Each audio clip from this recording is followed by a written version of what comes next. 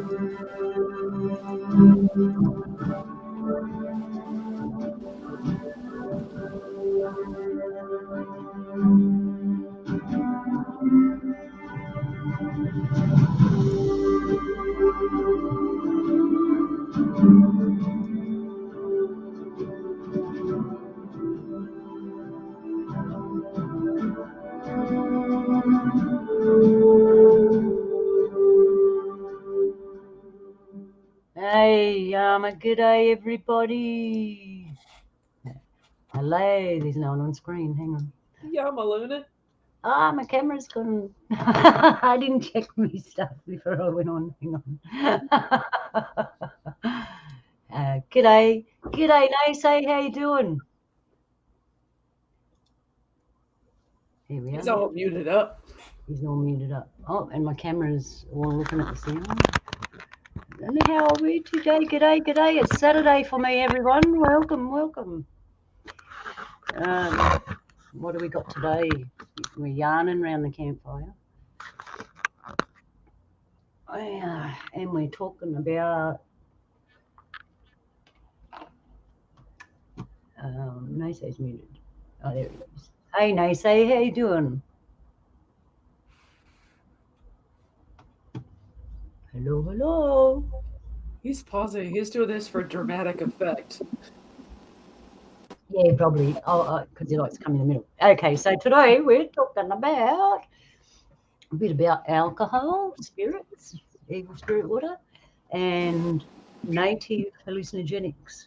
Peter is doing. Hello. Oh, I forgot about your phone stuff. You're heating up and we can't hear you, Nace.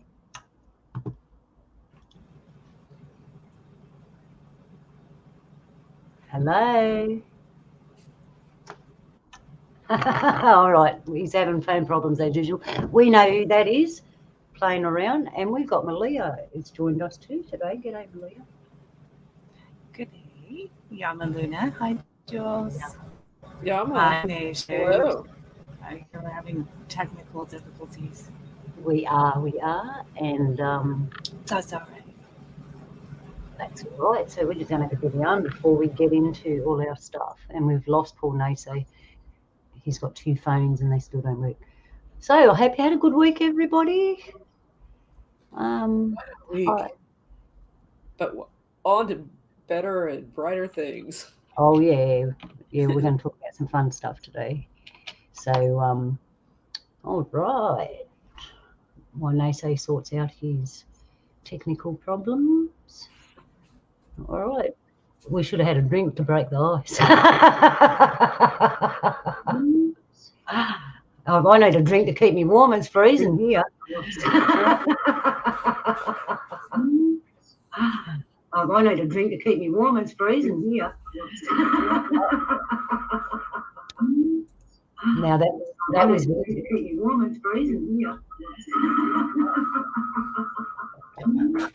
Now that was to keep me warm. Nice.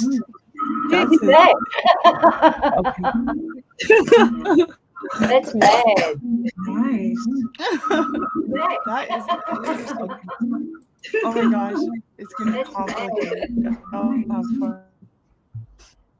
Is that you, Jules? Jules is doing that. That's funny, yes, Malia. So it's just you and me, girl. They're dropping off already. They had too much to drink. No. Okay. So here we go. Oh, you're in the spaceship. That's right. I like your spaceship. That was a good one. So who we got in the chat room? More on blessings, my brother. My prayers. It's good to hear from you. I've been praying for you, my brother. Good to see you here. Good to see you, Zen. Good to see you, Joe. Okay. So how's your sound there, Malia? We can't hear you. There we go. It sounds Yeah, good that's on. better. There we go. You can hear me. Okay. That's better. Sounds good on my side. Yours is coming through clear. I hope mine is coming through all right. Okay, let's have some of this in the background. Can you hear that? Does that sound real? Pity it's not like the one I'm looking at that is actually moving, but never mind. So how was your week, Malia? Oh, it was busy. It was busy. Still prepping for my trip and getting ready to go to Scotland. So very excited about that.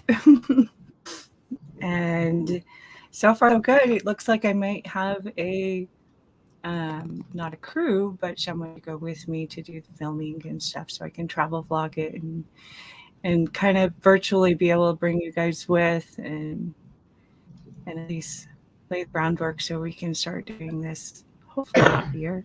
That would Cool. So today we're talking about where alcohol come from, how it come about, what kinds there are, like in the old days, not what we really got today, because we all know what we got today.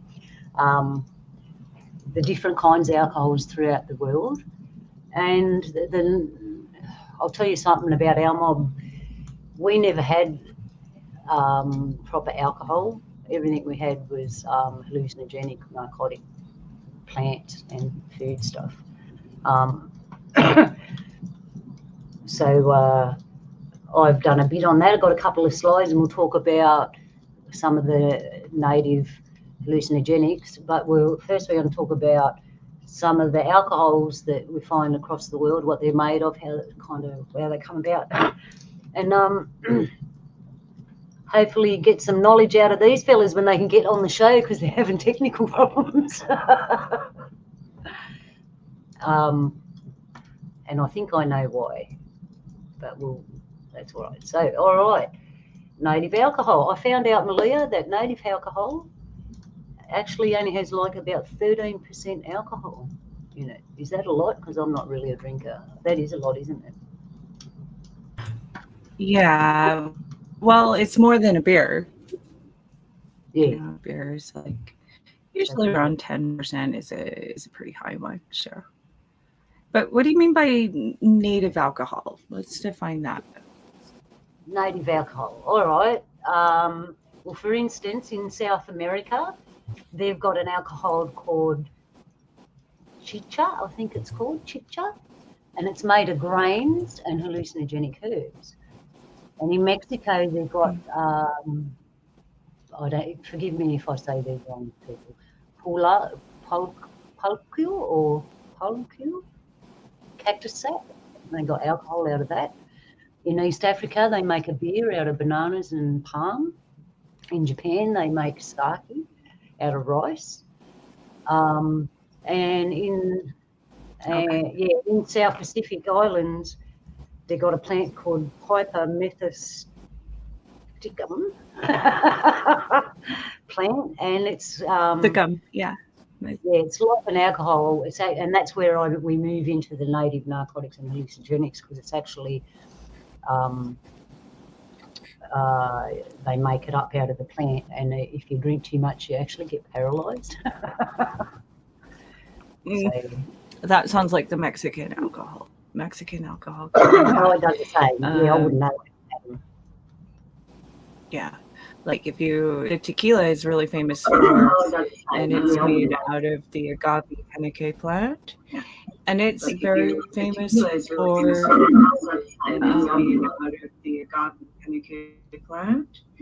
and it's very famous for. Well, do you have it playing in the background somewhere, like on YouTube? Yeah, that's Jules. Is that you, Jules? Yeah. Hi, Nasay. Thanks for coming back. How's your sound? Oh, we just lost Nasay again. Oh no.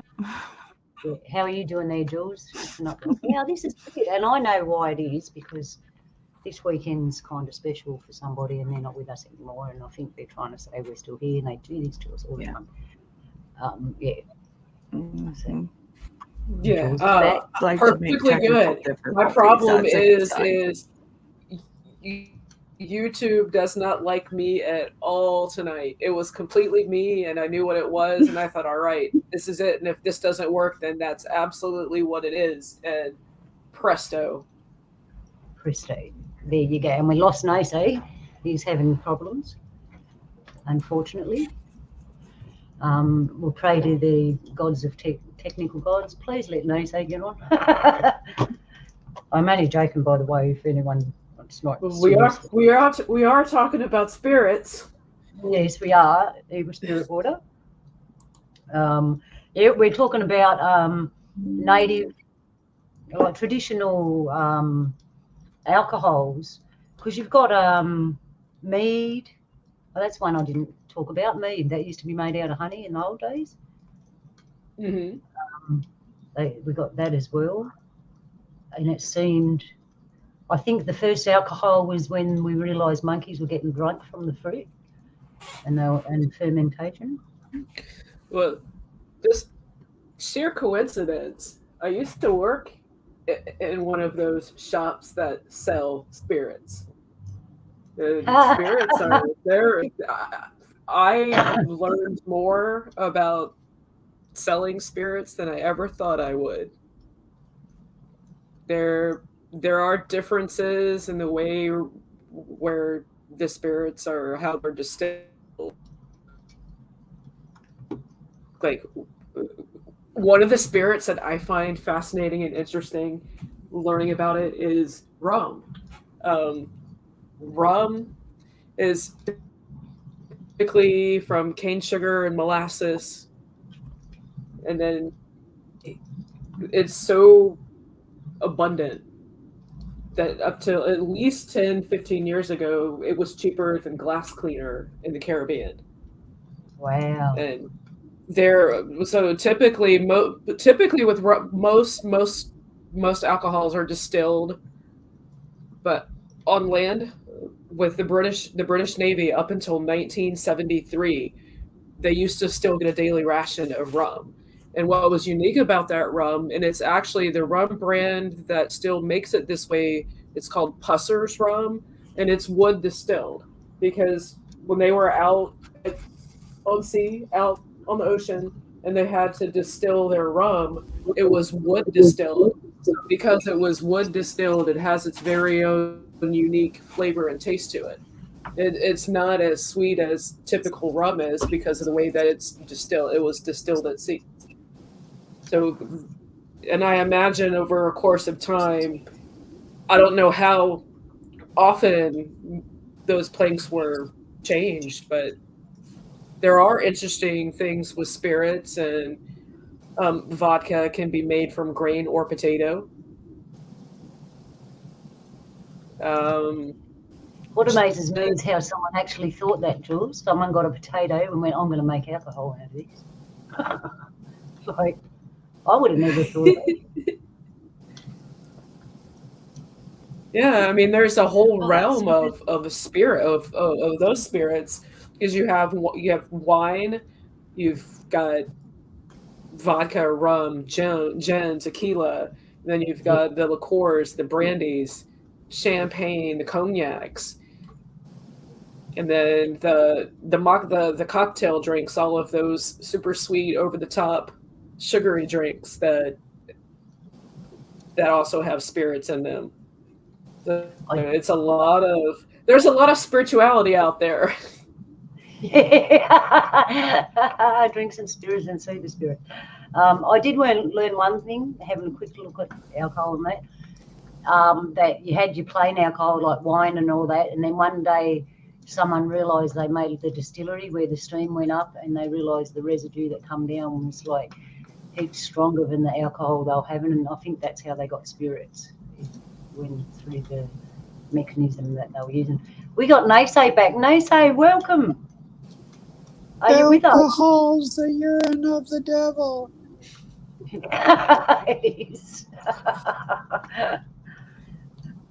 we're going to talk about that too, say native people and alcohol. So what do you know about making alcohol? Say anything? I know that alcohol is very beneficial when it comes for the sterilization of things for health maintenance, but I also know that ingesting alcohol into your digestive system is a poison, and the drunk or the buzz you get is a reaction of you poisoning yourself. Yep. And it's good for preservation. It preserves things. Is that what it does to your body, you reckon? If you drink too much, it preserves your body and poisoning yourself at the same time? I don't know. I haven't touched alcohol in 30-some years. Same. All All but right, to each his. I have like maybe 2 drinks a year. Yeah. I mean, it's each individual's choice, of course, because we are all individuals experiencing this existence. However, when I started getting deeply involved in my spiritualism as a Anishinaabe, I couldn't, with good conscience, consume alcohol anymore after knowing the absolute horrific devastation it's plagued my ancestors. Yeah. But not the English side. Well, I was looking at in my little research, I realised each country has its own thing. So, like, if you're Irish or Scottish, alcohol's nothing to you. You can drink and you'll function. I'm not saying, it's still probably not good for you, and we're not condoning it. But I found that my Irish Scottish friends can pack them in there, as opposed to my mob. Oh, back in the day, good. Yeah, back in the day. See, it's coming out of Jules now.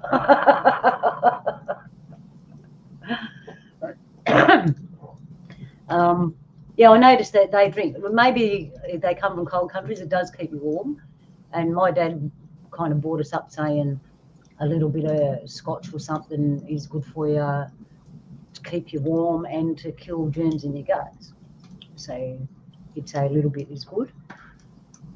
So I understand that. But it was a tool of devastation. I'm trying to stave that off because I've got all these U-boot things that we used to use instead of alcohol. I just want to talk a bit more about alcohol. Prohibition. How's that, eh? Beloved alcohol, and then they had prohibition. How did all drinkers feel then? And how that just shows. Gosh, I read an interesting article a few days ago, and I wish I could remember where I sourced it at, and I wish I could remember all the information, but it was alluding to that the government had literally had poison in the alcohol. They poisoned the alcohol? Allegedly. It's an article, I confess, I saw and I skimmed, and it just didn't, I guess I didn't retain enough. So just 86, all of that. Wow. Well, I wouldn't be surprised at all, because the government has done much worse. But yeah, I think if you look historically deep into behind the history, you'll find that the Prohibition era was very financially beneficial to a lot of families of already extreme wealth. Wow, I didn't think of that, I knew they did things. I never thought of poisoning alcohol because it was already poison, I thought. Well, it's like today now with the fentanyl, it's a horrible, horrible poison, and now they're sneaking traces into everything. Yeah, and that in the article I read, it was kind of comparing the Prohibition era to the fentanyl crisis and all the epidemics we're having today. Can you educate me on fentanyl? Is that something that comes out of alcohol? I don't know much about it because I don't partake in such stuff. You brought it but up, I'm- and they say, what's But fentanyl? here, but I'm keen to learn more on this because the ethanol and the ethanol, they both end kind of similar. They're all anols. Yeah, so I'm curious. I What's wish fentanyl? I could tell you about the fentanyl stuff, but It's like hundreds times the potency of any kind of heroin derivative or opioid. Oh, right. It's a total synthetic thing. Okay. And yeah, they actually banned it because it was so, just the smallest bit of it is deadly. Oh, So this is the problem with, a lot of the cocaine and the crystal methamphetamines. We're trying to jack it up. Got to get the best. Got to have the best. Got to have the next high. so I was going to. Yeah, sorry, Nathan. Yeah, but they just had to add things. That was one of my questions. Is I put it in the thing. Why do we need to alter our state of being? Now, I wanted to put this question after we talked about native narcotics, because you get a better idea. But we've come up with it now. And obviously, because we're not brought up traditional anymore, you go for alcohol and stuff like that, street drugs, and alcohol is legal. Local pub, yeah, it's legal. Yet it has the two number one poison in it to the human body: sugar and alcohol. Right. Yeah, it is. It's not used properly. So, what is it in our beings? We'll all have a go at this. What is it in our beings that requires us to alter our state of beings, and what is it we're seeking? So, there's a question for my lovely people. And anyone in the chat room that would like to join this discussion, you're welcome to. I think I can. Yeah. So, who wants to go first? Why do we have the need to alter our state of being? Well, it's like a kidney bean trying to be a lima bean or another legume. You do that. Identity crisis. Identity crisis. Am I a soybean or a kidney bean? I want to be a llama bean. Why can't I be be a a llama bean. human being? Let me be a white bean. I want to be a black-eyed pea. No, all right. Me too. Thanks for that, it's shake and bake now help. Yeah, I think definitely you're kind of onto something there, Nisi, because it does have something to do with identity, because alcohol specifically inhibits your body's like normal responses and quickness to respond to that. So it makes it so you feel more relaxed. You kind of act like a different person, even because things that normally you would not do, like dance on top of a table, you do when you're drunk, because those inhibitors like are not there, and it's fun, and let's just do it because that's the impulse at the moment. So I think part of it has to do with identity crises, people not understanding who they are. But also on the line, it's just like, I remember when I was just trying it. Actually, cognac was the first thing I ever drank. And I waited until I was 21. And that stuff was terrible. It made me never want to drink. I was like, oh my God, it burns. It was so bad. But I went through my phase, and I went through a few years of doing a lot of drinking and stuff. But I don't necessarily think it was like because I didn't know who I was. I just wanted to party and have fun. Like at that time, it was just like, oh, this is what everybody does. I wonder what it makes you feel like. Oh, yeah, it does kind of make you feel like dancing on a table or something, you know?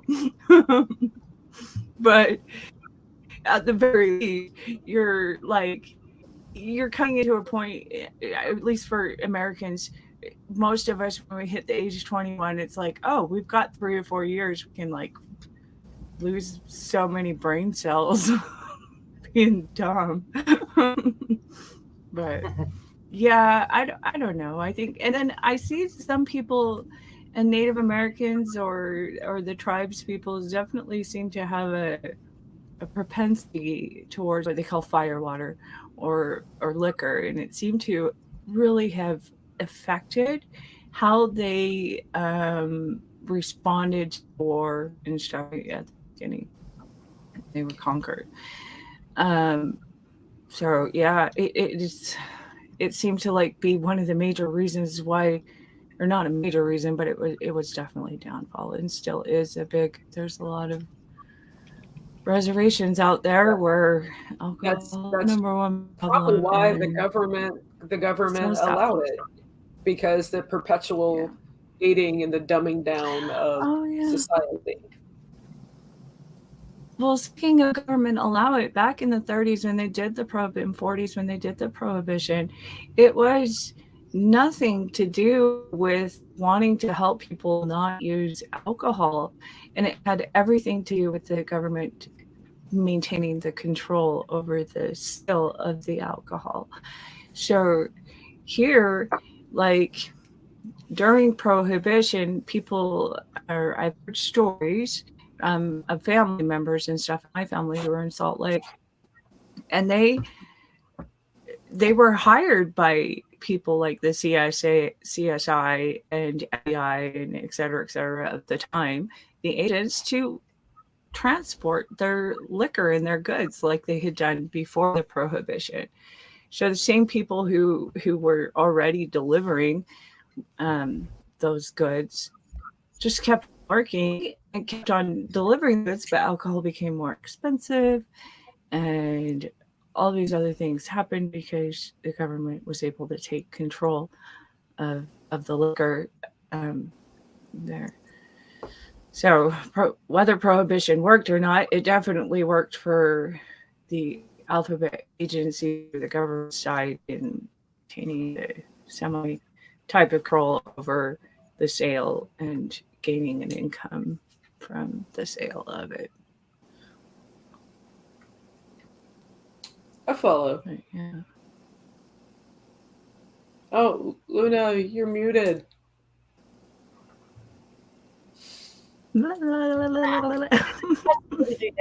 It was used like as a they use some alcohols as a currency. We got some. Do you want to call out the chat room right in the middle of everything? Because we got Propagate This Light, and he wants to know what we're talking about. I would love to say hello to Propagate This Light. He's a friend of mine, not a regular KBSer, but he came over here to say hi and meet the crew. So, hey, Propagate, thanks for coming by and meet everybody. Here's Luna, here's Jules, here's Naze. I can see chat, and it's just like, just like old times. I can't chat amongst the people in YouTube, but I see everybody. Thanks for coming. Much appreciated. It's good seeing everybody. Propagate This Light and Zenwin and so much Jake. Zenwin. And Moran. Peace, and Ken. Thanks for coming. Yeah, so they used to use alcohol like a currency See, what I realised in history, when they get you on a good thing like alcohol or something, they use it to control you. So they gave everyone alcohol, and it's like, yeah, Control we're the having a happy masses. time. And then all of a sudden they take it off you to control you or destroy you. In Naysay's and my situations, they destroyed our people because we weren't used to alcohol.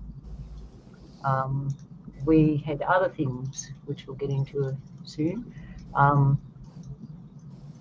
And it was more like poison to us. It was bad, evil spirit water. It was bad for our spirits. As opposed to the fellas up there in the north that needed it, because it's cold up there. You need something to keep you warm. And Italy had wine. What did I learn about wine? Yeah, wine's basically harmless. But, you know, I'll tell you something personally. If I had one bourbon, because I'm not a real drinker, I'd be okay. But if I had one wine, I'd be on the floor. I'd be so drunk. It's not funny. For some reason, grapes react to me really bad. I love wine. I love wine. Wine is good for your blood. I think it's a medicine. I think it's just wonderful for you. But of course, in moderation, you know, Yeah. if you're go drinking a bottle of wine every single night, that will hurt you. A glass of wine every night, that won't. You'll be fine. You know, those It'll help your blood and it'll help make you stronger. those Honey old, those mason. old family remedies that were passed down that had the cure-all is what they would call it back in those times. Just homemade elixir of, and typically it would consist of like bourbon, maybe a sugar cube, and Oh, I've got what to else check did it they have? Yeah, but and peppermint bark, a sugar cube, and bourbon was the cure-all. I've got a book on Jack Daniels, see? Okay, good. It's not the real thing. I'm not like Jack Daniels. Good. Oh gosh. But when you open it, it's not a book. I've got stuff in it. I was wondering if that was one of the fake ones that they made for a while. That's I don't know. I don't I even think they couldn't make help those but anymore. notice that it kind of looks like the oldest book. Yeah, Your the box, first- it literally looks like the oldest book. Sorry, Naysay. It's kind I'm of like your holding binder that I thought was a Bible. I'm holding up a big black book, and it's got Jack Daniels' logo on the front, and it looks like a book, but it's actually a box, and the first page is the lid. That's what we're looking at for native. Sorry, Nathan. So when you drank, Naysay, what was your favourite drink? Water.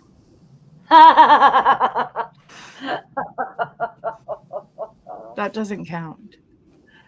How about We're talking about alcohol, Nancy. When you came to Australia all them years ago, when you walked into the pub, what did you drink? Oh, whatever they were setting up for us. Whatever anything. Ooh, What did they set up for you? Alcohol. Ooh. But what was it? What was your drink? What was my drink? You're being difficult. Yeah, what did you drink that got you drunk so that day? I don't know. I'm drunk not that very. You don't I'm remember? No, I remember. I'm just not really proud of those choices. You know. So I mean, well, that's okay. like I We can said, still talk about it, even though we're not proud of it. It is a poison. You know, that's a fact. And the whole creation of alcohol was the process of fermenting fruits and vegetables for a mushkiki or something that is beneficial to the body. But if you let it go past a proper fermentation, then it becomes alcohol. And then that's, you know, it's like the full spectrum of it. Once you get past that medium point, then it goes to the negative side.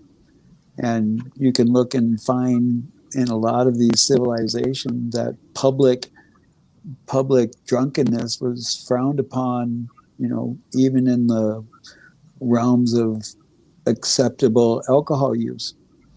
And that is the biggest challenge with it. How much poison is too much for you to handle? How much poison is it going to take for you to all of a sudden get rid of all your inhibitions, and next thing you know, find out, you're in a bad situation, because I'm sure all of us can easily recall in our own experiences or witnessing experiences of others where the full spectrum of horrificness, debauchery, has happened. So it is, to me, my perspective, my opinion, I think, feel, believe that when you generalize alcohol, it is, in my spectrum, negative.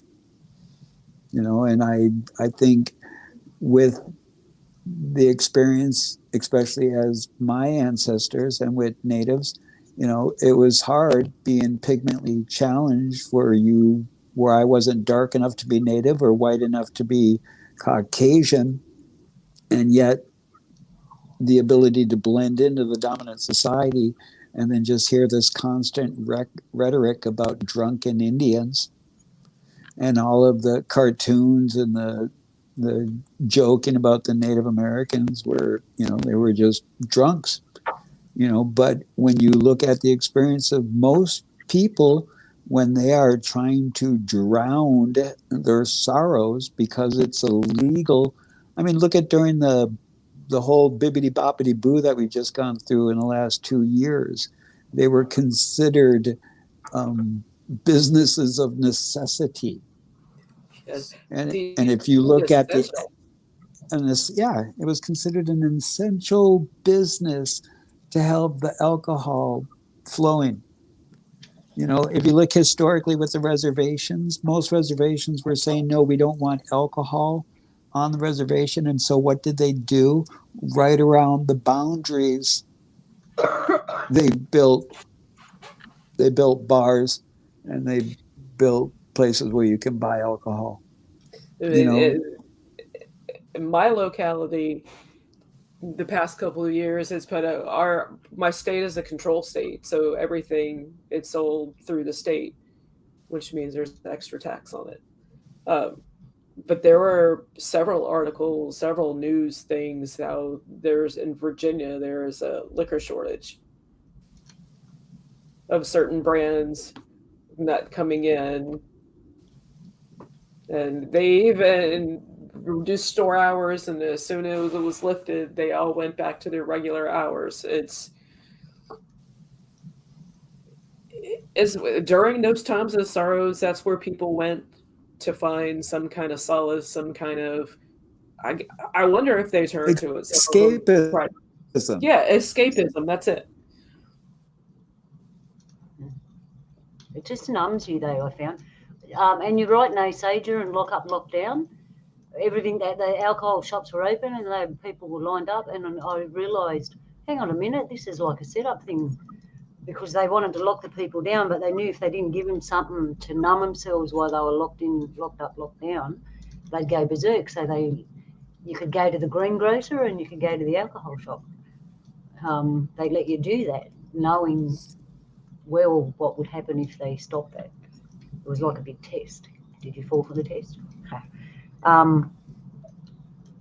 But it's so I'm surprised how socialised it is. Like I was talking to Jules earlier, you can go to the pub and get a drink, and here in Australia, if you go to certain ladies' restrooms, there's dispensers for needles and stuff, so it's okay to do that and it's okay to drink, but you can't do anything else that we would deem traditional, and get away with it. You get locked up. That's in Australia. In America, the laws are different. But yeah, and you can see it's for control. It's for control, because if you wanted to, Sorry. That is one. Sorry. Now go on, that is. But yeah, that is one of my things that enraged me because narcotics is illegal, yet alcohol is flowing in the streets. And Yeah. and if you look at the trauma and the deaths that have been caused by it, so it's, I mean, to each his own, as I always say. But I'm just not. I'm not a fan of it. I don't allow it. I don't even. Yeah, there was one time when I didn't even allow it in my yard. But my friends, they know not to bring their alcohol in my house. What changed And me a there lot. was. I was just going to add one more time. There was one time when a friend of mine tried bringing alcohol in the house, and he came into the house, went into my kitchen, and went to get a glass of water and stuff. And then I said, "Did you bring alcohol in here?" And he was like, "Yeah." And I'm like, "Dude." And he's like, "Well, I didn't want to leave it out in my car, because it was during the summer because of the heat and stuff like that." And I was like, "Go put it in the garage then." But I've, in the story of my experience with alcohol. So I used to go to this outdoor festival all the time down in southern Minnesota called Harmony Park. And I was there one time, and this is a good, what do you call it, a segue into what the next topic is, possibly. But I was on psilocybus mushrooms. And I rolled up to a fire, and I'm sitting there watching the fire and talking to people and stuff. And you know how around a campfire that there's this kind of like a veil almost, that you're totally in darkness, but if you step forward 3-4 inches, all of a sudden you can be seen. You know what I'm talking about? Yeah. In the light of the campfire. Yeah, I do. And so I'm sitting there talking to somebody, and then all of a sudden this entity comes on my peripheral to my right. And for a moment I was like, oh my God, it's a bear, because it kind of looked huge as it came into the fire. Then all of a sudden it was this individual who like staggered forward and almost fell into the fire, and then leaned back and then went back towards that edge of the light and darkness. And all of a sudden I could see, how people talk about people's aura. Some people's aura, it will emulate from them about like 6-7 inches. So this individual, she's standing there right on the edge of the darkness in the campfire, and I noticed that all over her were these, it looked like a leech. If you've ever gone to a lake and you got a leech on you, and it's been there for a while, it starts getting fat and kind of bulbous, and it was this kind of greenish gray like thing that was spread all over this entity. And all of a sudden, as I looked around, I noticed that there were other people that had the same things on them, but some just had a few on them. But then I noticed that those that were at that moment, I was like, oh my God, this is the spirit of alcohol. And the minute that epiphany occurred, it was like these things all of a sudden turned their attention on me, and they were like, oh my God, he sees us. Wow.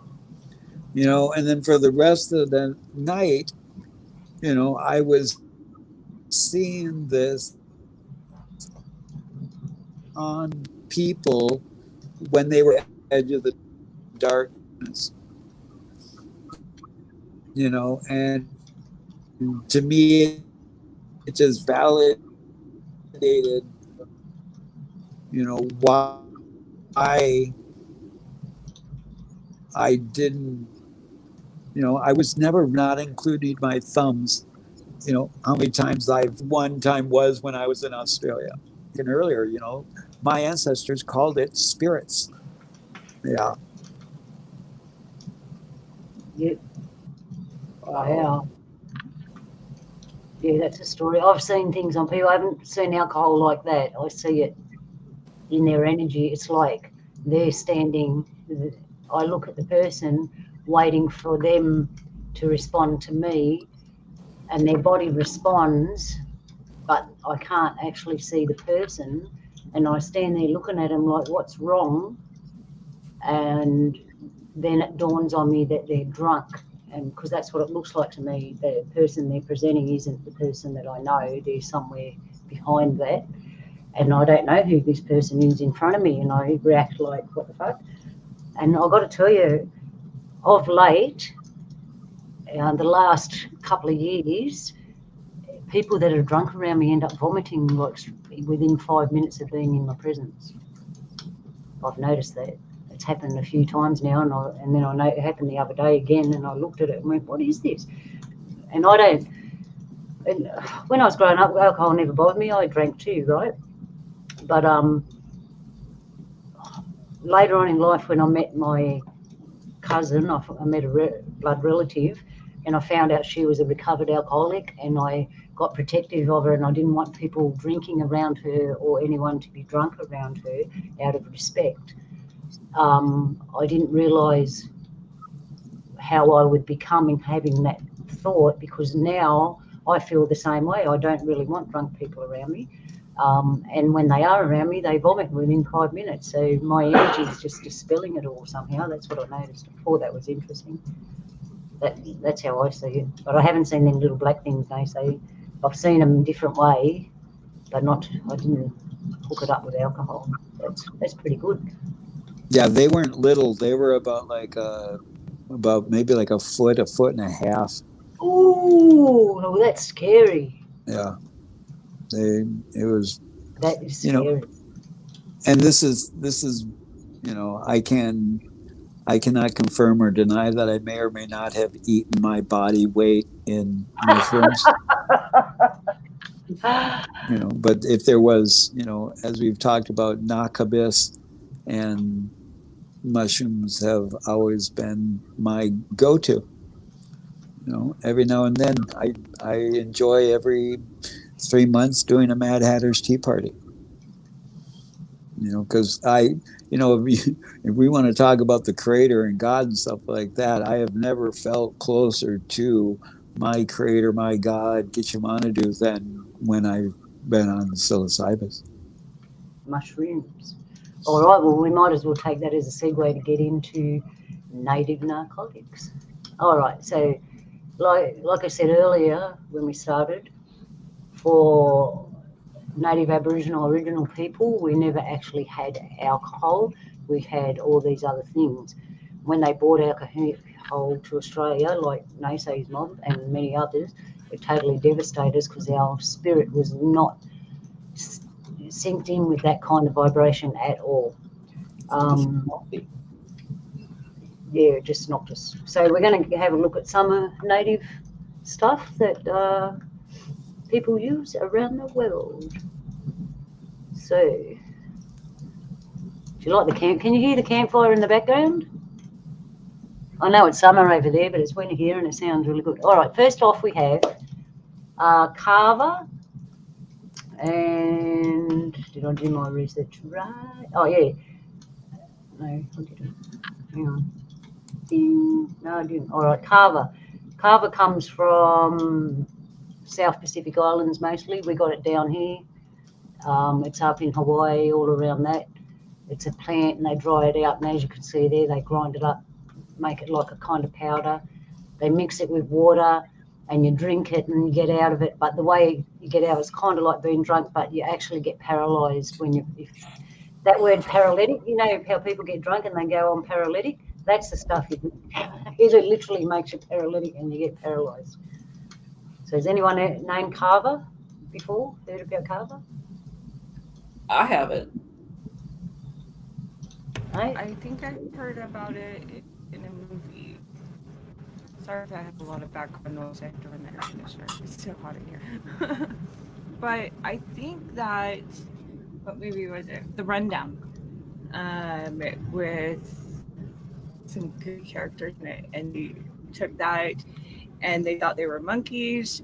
And then eventually they just passed out and they became totally paralyzed.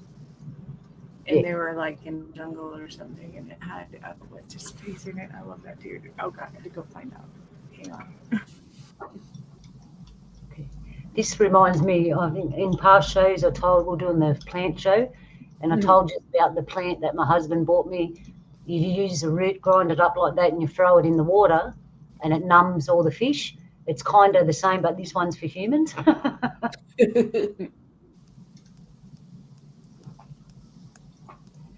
This one's for humans, so Christopher Walken.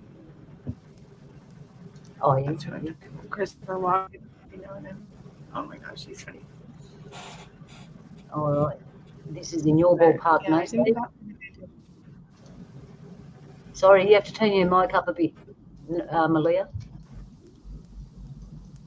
Sorry. Okay. I was saying Christopher Walken. He's the guy that was in the Rundown. I had that movie with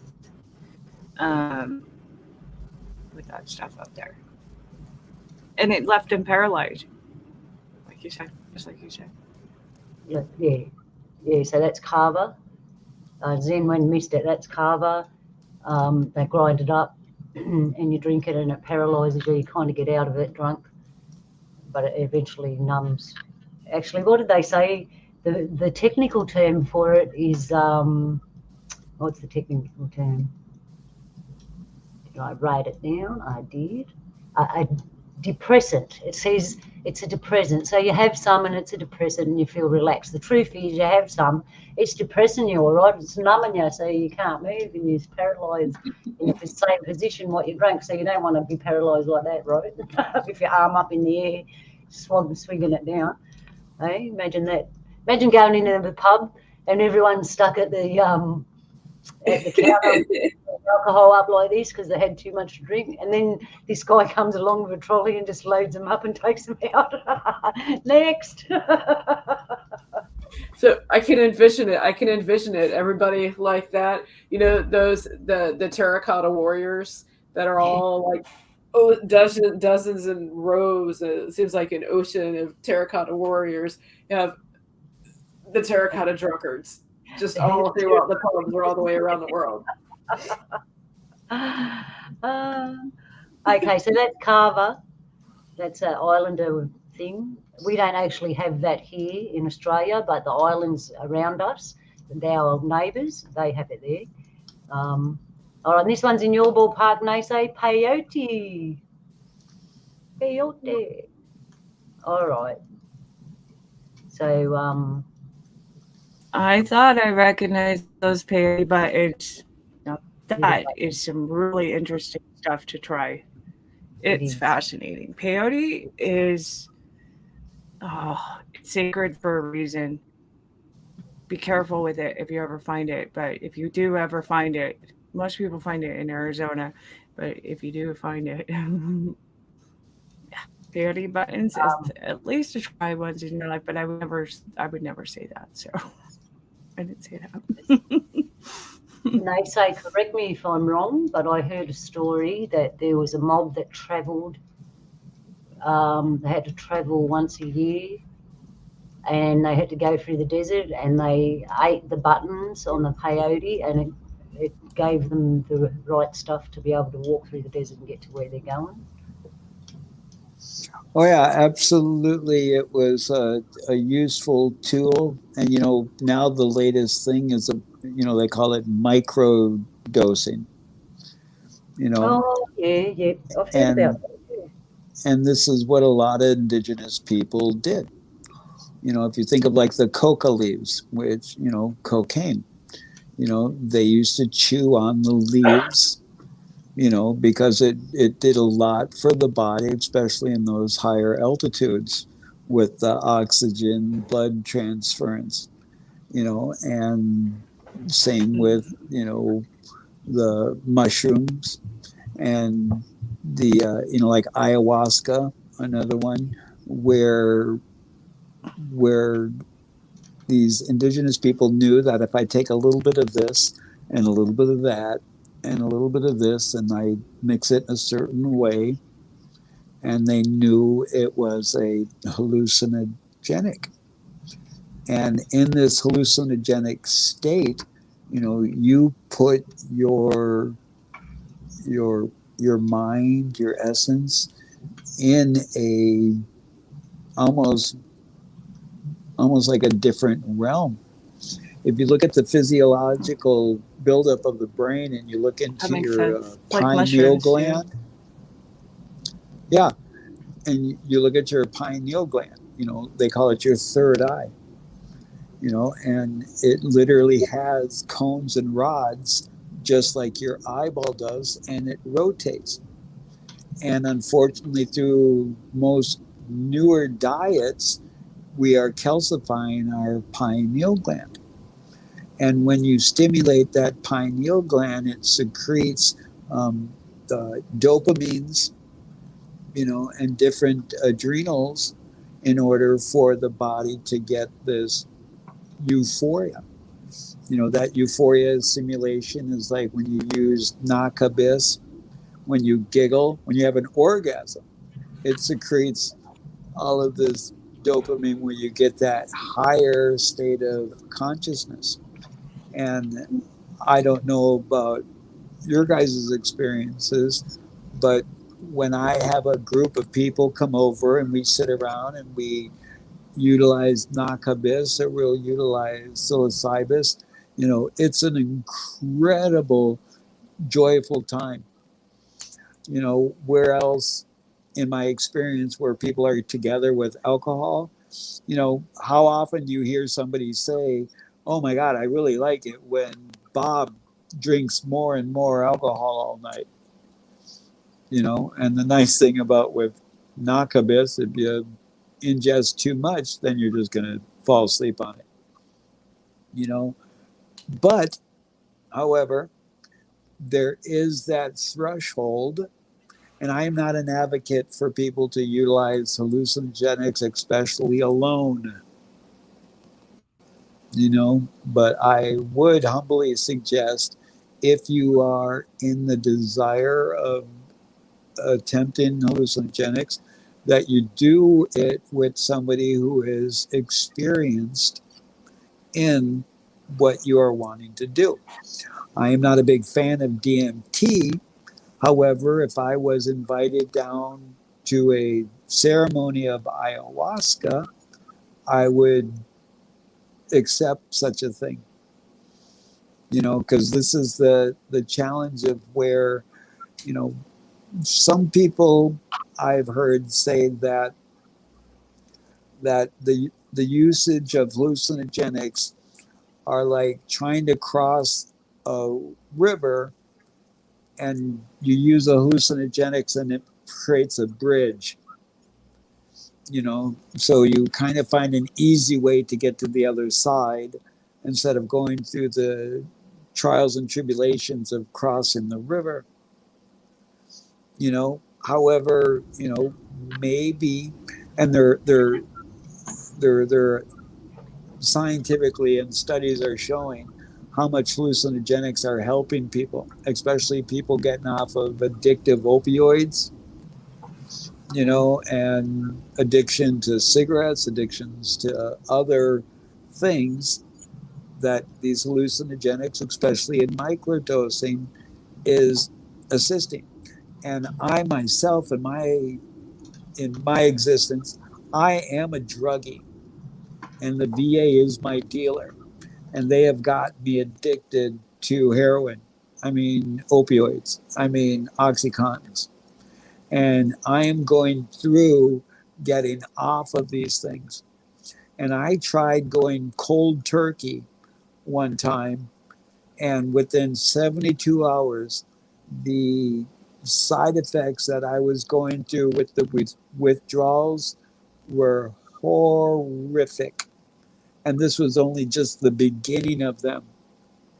You know, so I would never wish that upon anyone to go through such a horrific thing.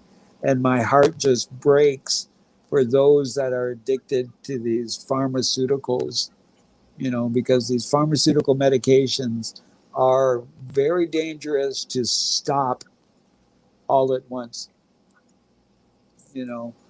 And the weird strangeness about these other natural herbal remedies, these hallucinogenics, they are more beneficial to health maintenance than the industrial medical complex. And that's my belief of why they are considered illegal, because not only are they beneficial to the body, but they help you think beyond the box, beyond the sphere. And that is a threat to the continuity of the system that is set up for us to find a true freedom within ourselves, where they want us to think that freedom is our choice between Pepsi and Coke, or a PlayStation and a Nintendo, and the Minnesota Gophers or Notre Dame or the Vikings. You know, we get that choice, you know, but the true choice of freedom is when you visit the realms deep within your consciousness. Rant over. Mic drop.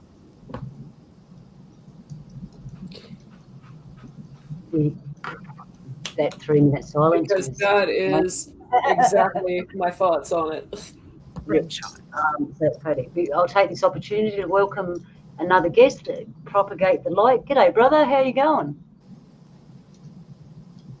I'm propagate this light. Gotcha.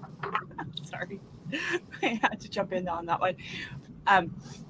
Because it's in a fact that has been here with Propagate This Light. It happens. People see, and I want to ask you, Linda, too, because people naturally see Propagate the Light. But like you do. So, anyways, welcome. Sorry. Yeah. Jumped in. Anyway, we'll start again. G'day, brother. How are you?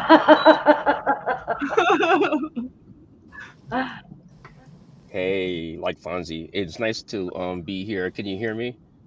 Yes, we can. Yes, welcome. Okay. Thank you. I heard some good things about this. Did you just is this called KBLS crew or something like that? KBS crew, The yeah. KPS crew. Okay, I'm sorry. Okay. Yeah. That's okay. Yep, and you're Yeah, on my thanks for show, having and me. I'm Linda. How you going? Okay, so yeah, this is my very first time. Actually, I caught one of your shows before, but this is pretty much still my first time talking to y'all. So, and being here on the channel, listening to the conversation. Very Yeah, it's interesting awesome. Great to meet you. Oh yeah, thank you for having me. That was a also breakdown I just heard, and when he dropped the mic, I just wanted to clap my hands. That was very awesome breakdown. I think. Buju and Miigwech. Yeah, that's Naysay. Naysay, propagate the light, propagate the light. This is Naysay, and we have Jules and your name Aaliyah anyway. So, yeah, good to have you in here. So, what are your thoughts on traditional substances for changing your state of being? And we all know most people, we're trying to raise our vibrations and our light and come to a higher platform within ourselves. And or most of the native mobs, they all knew that there was a way to do it, like Naso said, through plants and stuff like that as an assistant. So what do you think about that stuff, Propagate? Well, off top, I think that kind of like if it's through plants, I guess that'll be natural, right? So Yeah. I guess so I guess that anything that we do, excessively, it could be probably a bad thing, but I guess it depends on what it is. But and then you know, uh, uh, as far as the stuff that's behind the counter or anything like that, or let's say like um marijuana, we can name all the different ones on that level. Yeah. um it depends too with that as well, because for a long time people have been doing marijuana, and then it was illegal that it was like kind of a bad thing if you say, hey, I smoke weed or whatever, because it's illegal. But now it's legal, so it's like, which one is it going to be? So now it's legal, but people use that to kind of like connect. You can, if you're a creative person, they have some that will insist on that part of you that you're trying to tap into. So I don't think it's a to answer your question, I don't think it's a bad thing if it's natural, I guess. you know but other than that, yeah, of course, I've seen people that's been on the other stuff, you know what I mean, and it Yeah, doesn't I look totally good. agree with you, Propagate. I mean, the natural stuff, I mean, even just a comparison with that would be the Nakasi, is if that's how we're pronouncing it tonight. The Nakasi versus the spice, essentially Mhm. synthetic Nakasi. Narcotic, I yeah, like hallucinogenics. Oh, I Nakasi. don't know what word it is. I don't know what word to use because they're natural plants. Like, um, what word do you use? One word: narcotics, hallucinogens. I don't know, spirit plants. I reckon spirit plants. What do we got next? Hang on. Bing. Oh, does everyone know what that is? Naso wouldn't be able to see it. It's a poppy. It's opium poppy. How beautiful is that? Like, I got a question here for the brains in the host room. Poppies. So tell me different that when they went to war and they went over to the poppy fields, that all them poppies and the other poppies everywhere aren't opium poppies. Because here in Australia, they use a red poppy for Anzac Day for the soldiers. Is that not opium poppy? Mm-hmm. I believe it to be. Yeah. I mean, But I see, even could go off on a whole little rant about the fields over there and that conflict in Afghanistan. Yeah. But it was all about, I keep telling people, the war was about the poppy. Look, they're wearing a red poppy. That's opium. So anyone know about That would that would be senior that they refer to as Poppy. Okay, here George we Senior. are. Our Yeah. brother Moron, he says opium is a drug for easing death. I'm going to confess here, and I'm going to tell you I tried it once. And I will only ever try it once. So I'll give you a scenario of what we were doing. All right, there was a heap of us in the flat where we lived, and it was somebody's birthday present. So they decided to share it with the half a dozen people in the flat. It was like 4 o'clock in the afternoon, winter, and we partied from like 4 till about 11 o'clock. We were all laughing our guts up and partying on. It was fucking awesome, I tell you. Anyway, we're all sitting on the lounges, and next thing, I woke up, and I'm thinking, shit. Oh, it must be like a couple of hours later, and everyone is in the exact same position. Talk about Carver. Everyone's in the exact same position where they were sitting when we all passed out, right? And I looked around and realised everything was exactly the same. So naturally, I just thought it was a couple of hours. So I got up and I opened the front door and looked outside, and it looked like 4 o'clock in the afternoon. And I'm thinking, that can't be, because that was today, a couple of hours ago. And then I had a good look and realised it was the next day at 4 o'clock in the afternoon. So we were sitting there in that exact same position from like 11 o'clock at night all day long till 4 o'clock the next day in the afternoon. And everyone woke up. After I woke up, they started waking up one by one. And I looked at them all and I said to them, they said, what time is it? I said, the next day. And I said, not just the next morning, it's the next afternoon, like we're going back into the night. And they're all looking at each other like, shit, we missed a day's work, shit. Then they're all running everywhere. It was really funny. So I can testify at one saying, because of that, like I don't like losing things like Well, that. that's just a good scenario to prove how they basically destroyed China with the introduction of opium, and there was, a purpose of that, and it is frustrating as a veteran myself to learn that some of our military is literally over in the Middle East protecting opium fields. Because where do we get the opioids? Why do we have such an opioid, epidemic? And it has to come from somewhere. Yeah.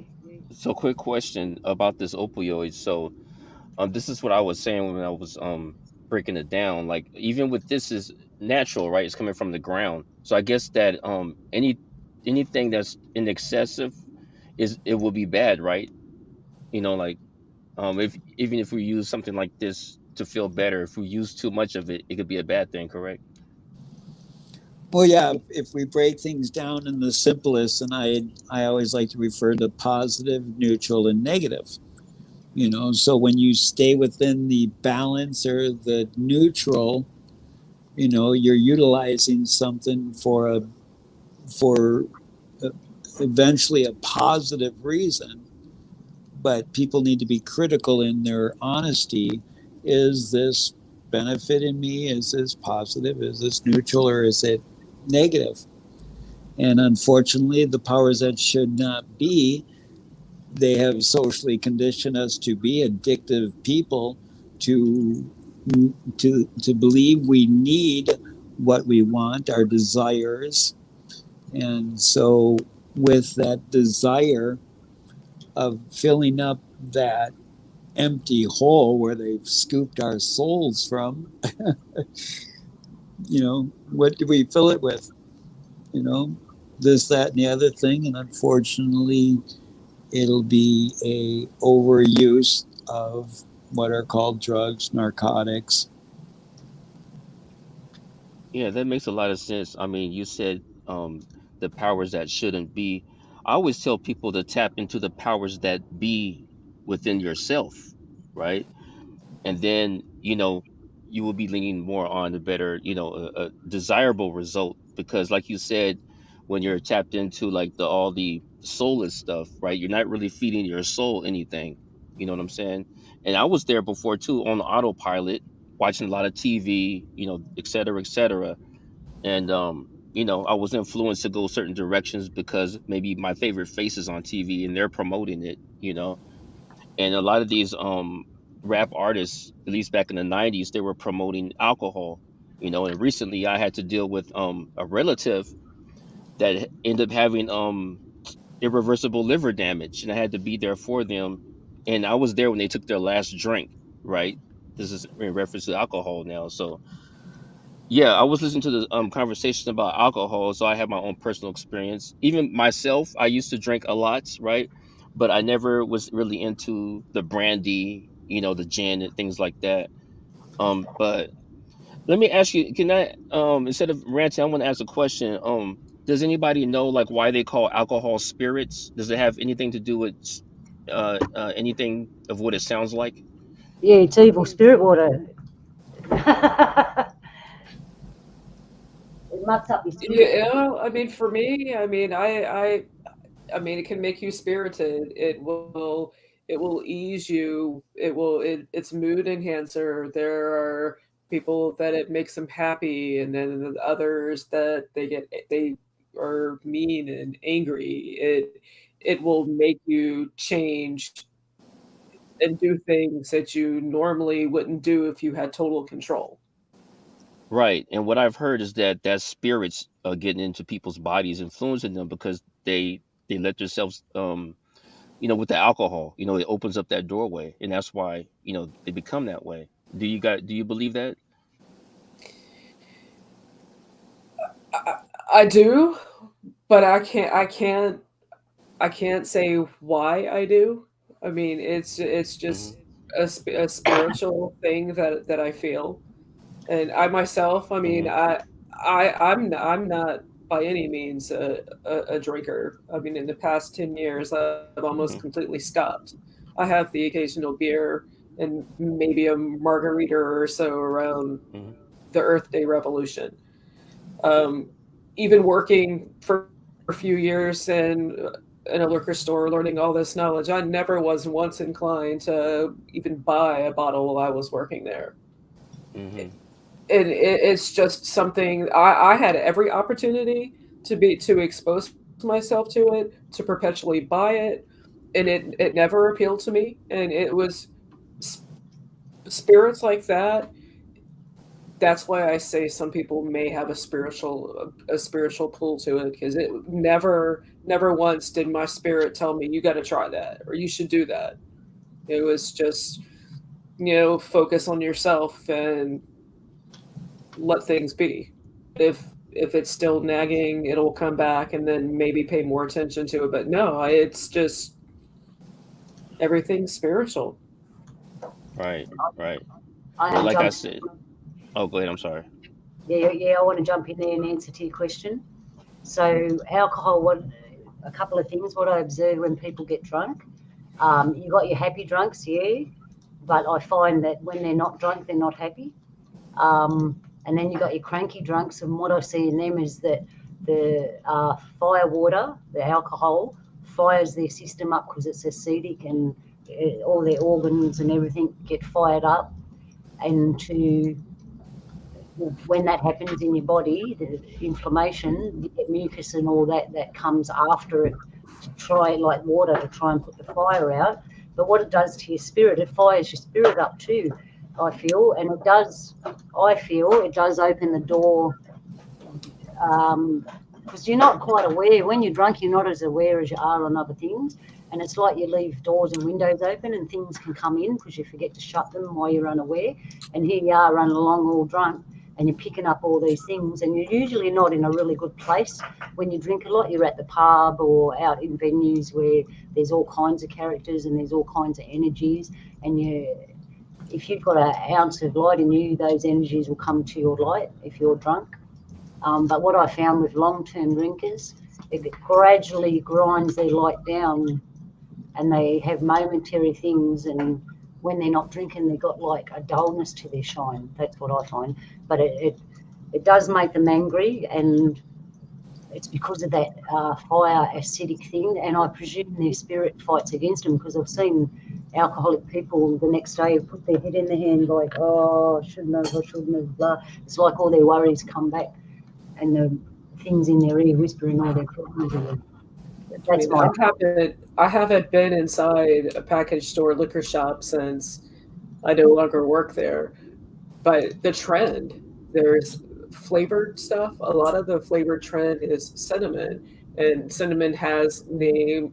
Aftershock is one of the cinnamon drinks, and there's uh, fire water is another one of them. They do all these like drinks with cinnamon and fire, and just thinking of how they term things with fire being associated with that evil force behind the spirit.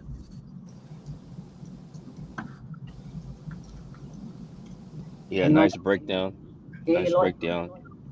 Some people would say, like, let's say somebody that's been drinking a lot, and like you say, they get into that fiery mode. Some people say, man, that guy was out of control. And I would say, like, okay, if he was out of control, then what was in control? Because there's a consciousness there, you know, making decisions. So could be some kind of something taking over in a sense. So yeah. Well, And that's then You know, also I kind of wonder if that if that area where you're sober and then you're tipsy, where that's like the fun zone, where where you feel you're in control, but you have this like, I'm gonna call it giddiness, where you're just carefree, and you have that point, you're in full conscious, you know it could go either way, and when you go over, that's you're gone. And good, that is making me think of that portal we were just talking about from the spirit and the soul.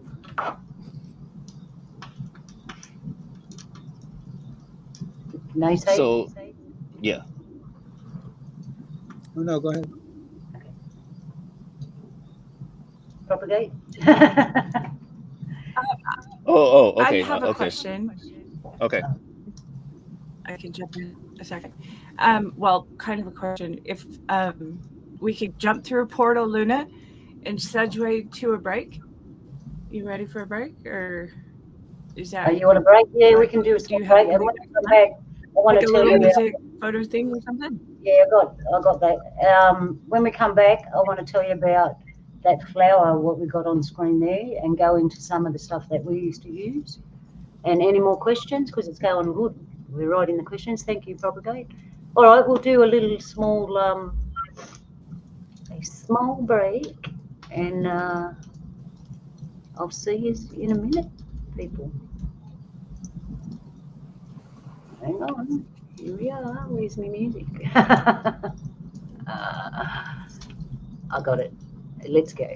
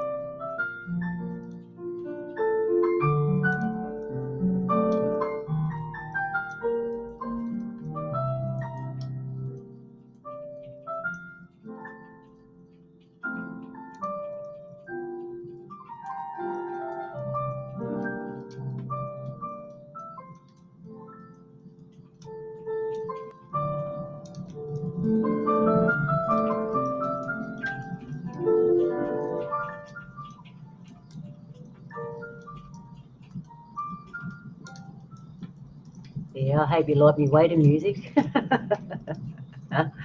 thought it was nice. I like piano music. It's good for your spirit. There's something about May I read something, Luna? like that. Yeah. It just makes your spirit relaxed. Even my Do you kids mind listen if to piano. Oh, I love piano. And I think it would be perfect at this point to read what Tina wrote in our chat. Do you mind if I jump that in here? I think No, it go Jumping. ahead. fit. He says, Wanderers, as the waters of wisdom wash away your weariness and worries, we will wish you well and welcome with warmth and wondrous love. And that gets it groovy for me because that's pretty cool. Thank you, Budge. I think it totally set the mood of the day. Yeah, Buzz, I like your stuff. Thank you. You're always welcome to jump on with a poem at the end of the show. That'd be really nice. My favorite part. I love to hear your voice. Yeah, and we lost Nasay again. Nasay popped out. Oh, Lucy popped out. He'll be back. He'll be back. yeah. Where were we? What was I doing? Oh, that's right. I know where we are. Okay. So what you're looking at there is one of Australian native plant. It's called pituri. You'd say pituri, but we go so pituri. Mhm. It's a one of our native narcotics. It's like drinking alcohol. Someone said it's like having 2 strong hits of brandy. So no, say that's cool. Yeah, so pituri, it's like having 2 strong hits of brandy. And I'll give a warning: anything in Australia, native-wise, you can't just think you can take it and use it. Most of our stuff has to go through a process. Or be combined with something else for the end product. So that's why a lot of our stuff down here isn't worldwide, because of the processes that it's made, how you make things. Only so many people know it, and it's not out there. So don't go wandering around and just having something because you heard about it, because there's probably a process behind it, and we're not going to give away the processes like it's a sale at the corner shop, because you don't do anything. So that's patchouli, and I haven't got pictures of everything either for the same reason, because I don't want people to look at this going, oh, I'm going to go get some of that flour, get out of it. So I'm not going to show you the pictures, I'll just tell you about it. That's the only one I'll show you, because that's kind of well known, that one. So we've got bark, mushrooms, and a half a dozen other kind of plants and leaves. We've got other ones where you mix the leaves and barks together, stuff like that. And they all do the same thing to different levels. They take you to the next plane. And when we use these things, we always had a ceremony. It was kind of part of growing up, and depending on what the gift was, like if you were, especially if you were lean towards gifted healing and spirit stuff, you go into different stuff as you went along in life to achieve your pathway. On an everyday level, we use stuff. We had grinding stones. They were big flat stones like this big, and they stayed where they were. We didn't carry them around. And in some mobs, it was divided in half. One half was the narcotic tobacco, and the other half was for grinding seeds to make a kind of bread that we make. And even the children knew which side was which, because you didn't want to mix your flour with the narcotic tobacco side, and then everyone in the mob's going to get out of it, because it was only for certain reasons, and everyone respected that and everyone knew that. So it was very much a part of our lives. We had lots of medicines too, and like modern day medicine, some of them got you a little bit out of it to do what they were supposed to do, but that was okay, because when we believe when you get sick, it's not just a body thing, it's a spirit thing as well. So we heal it on all them levels, and that's why we use them things. We also had things in our daily lives, like if we were going to go on a very long walk to the next campsite, or it was winter and we had to move places. The young children that couldn't walk would carry them, and we would give them stuff to keep them calm on the journey, so they didn't get stressed and traumatized in any way on the trip. And by the time we got there, they'd be their normal selves. And there's hardly any side effects with natural stuff, but as we've learned through this show tonight, anything that's abused is no good for you. And I think that's why we kind of keep everything secret too. We don't want the populace to abuse these plants and things that we have that are sacred. to us and spiritual part of our lives as well as the physical healing side. So that's my rant for Aussie native plants, hallucinogenic narcotics and medicines. So, okay, what do you think? Not much. You Very won't find interesting. it. Um, Well, and well, I have a question. You don't mind? I have a quick question Yeah, for you. go for it. For you. So you said that these could affect the body, and then it could also you could go from there to the spirit. Do you think that things in the spirit could affect the body? oh, definitely. Um, that's what we look for. And usually it's that way around. You've gone and picked something up spiritually, like Nasei was saying, he saw the alcohol on people, the dark things. You go and pick something up, and we'll look at it and go, okay, what's the nature of your sickness? So we know that the symptom is in your body. You can see it, well, whatever it be. But where's the cause? So then we look at the spirit and see what's going on there, and see if it's running properly and all that stuff. There's many levels to look at. And yeah, we'll normally find it there, fix it in the body, and then the person's okay. There are times where you don't need to administrate anything to the body, you just fix it in the spirit and the body automatically heals itself. We do a lot of that. That's basically how it works.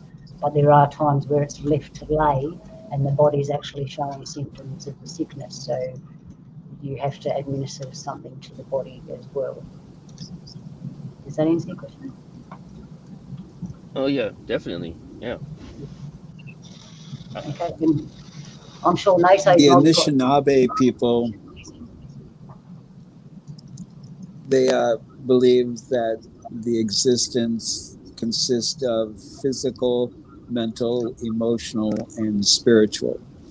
And if you think of a circle and then you make an X or a cross on that circle and you have the four spokes, just like that with the physical, mental, emotional, and spiritual, if those spokes aren't equally strong, then the wheel will not spin properly. And so if any of those are out of tandem, then the others have to take up the slack.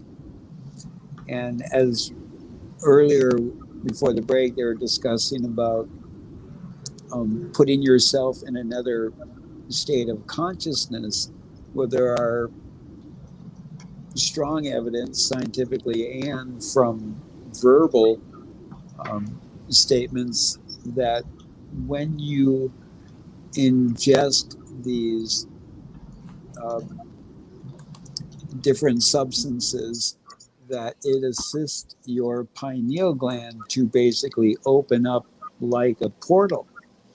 And so when you do that, we must take into consideration that a portal works both ways. So if you can leave, then something can come in. And if you reflect on experiences, if they're similar to mine, you've talked to individuals that have gotten over intoxicated, and they'll even go to the fact of identity separation crisis, and they'll be like, oh, that wasn't even me. I'm sorry. Last night, that wasn't me. When we are not acting in our normal capacity, especially when we are inebriated, then it's like, I guess you could even call it dissociative symptom. That, oh no, it wasn't me. I'm sorry.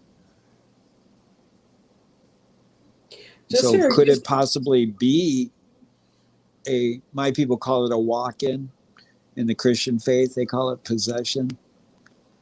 So could we open ourselves up to the point of where other entities could just pop in?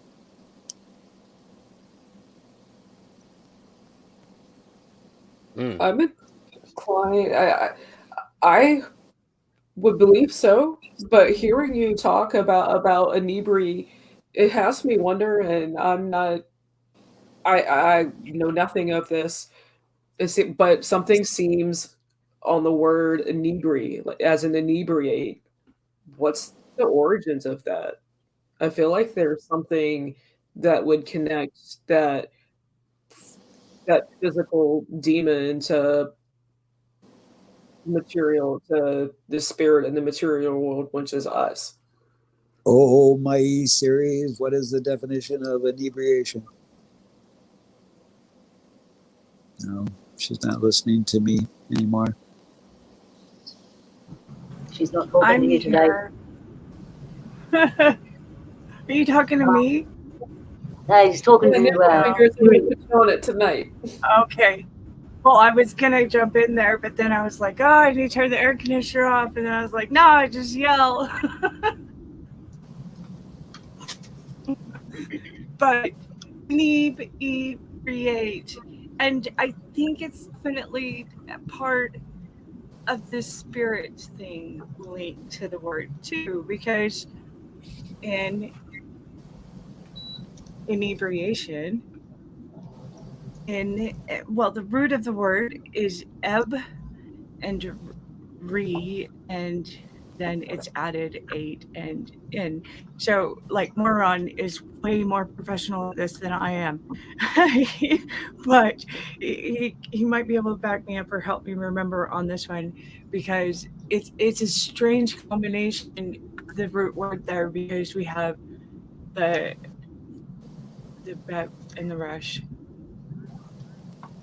and the yod. Yeah, yod, which is the same thing as beginning. So it like brings you, there it is. Thank you, Moron. Okay, so it brings you back to the beginning. Inebriate, to the beginning of life. It stupors you back to start, essentially.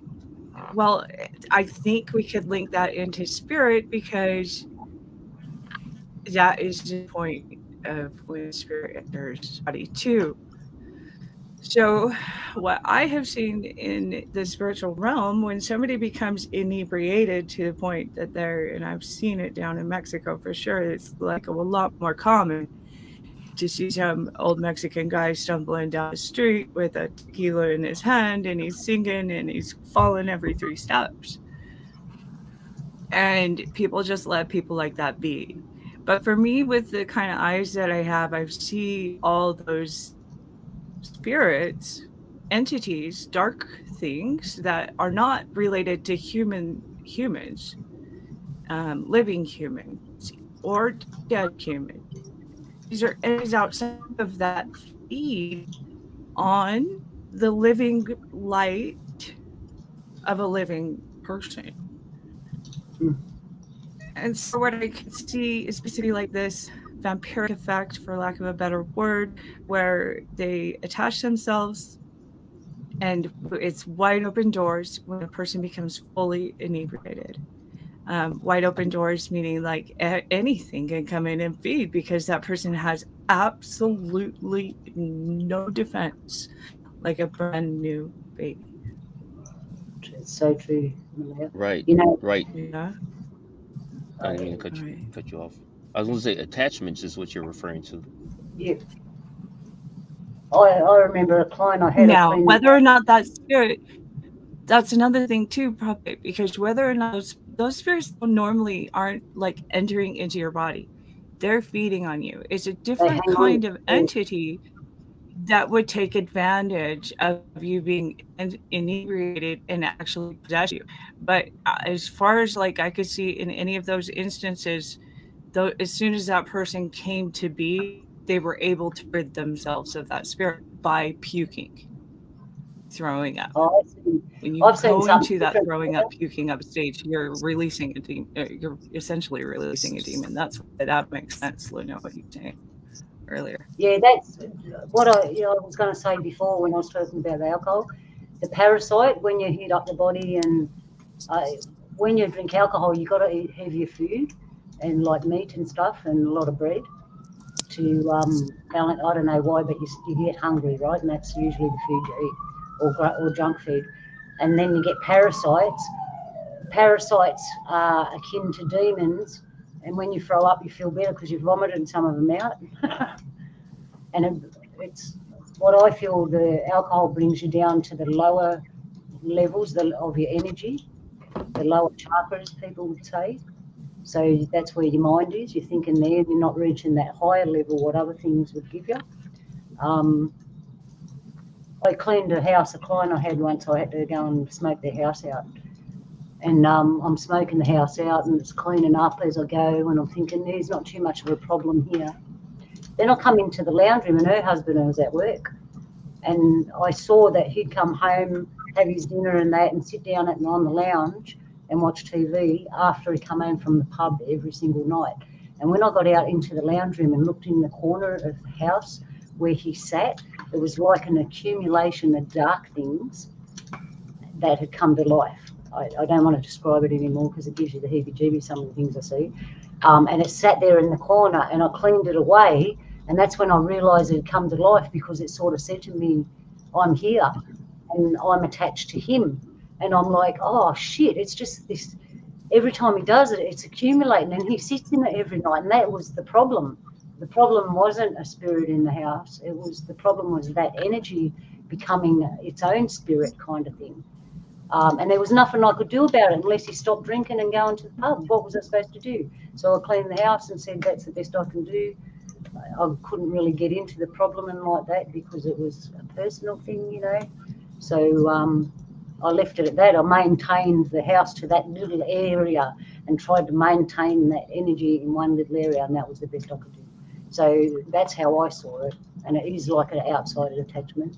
But the inside one is, I believe, the parasites, because they have a mind of their own. And then you get on to this regular thinking of the parasite thinking, I call it. That's my rant. See, I'm ranting today. So the energy could create an actual entity, is what you're saying? Yeah, the accumulation, because he'd go to the pub, right, and he's probably gone on these strippers and all that. Who knows what people get up to when they do that sort of stuff, right? It's all that lower energy, and those dark things love that energy. So he'd go, he's picking it up every single, how many nights a week he goes to the pub and picks it up and brings it home, or however many nights he does whatever he does and brings it home drunk while he's drunk. You know, that's what I saw. It had accumulated and come to its own life, and it had like a cord attached to him where he sat in the chair, and he'd come home and it would go. Yeah, it was just, well, it was a spinny thing to see. And I didn't have a right to remove it because it would only come back anyway. I'd clean it all up, and then because it's got to do with him and he weren't there, it was actually him that I needed as a client, not the wife and the house. It was actually him. But he didn't come to me to be a client, so there was nothing I could do about it. So have you seen what the parasites look like? The parasites you speak of? I've been studying that, and they say we'll jump in on this through the parasite thing. Yeah, I suppose I see them, but I don't like see them like they see sort of them creatures on people. I see them a different way, brother. I'll look at a person and their stomach area will emit certain, how could I explain, energy and vibration, and it'll form a picture, and I'll realise that area is out of balance, and as I look in, it'll tell me whether their lifestyle is not good for them, what they eat and drink, and they've got parasites and that. Then I can move out into their energy and see what effect it has there.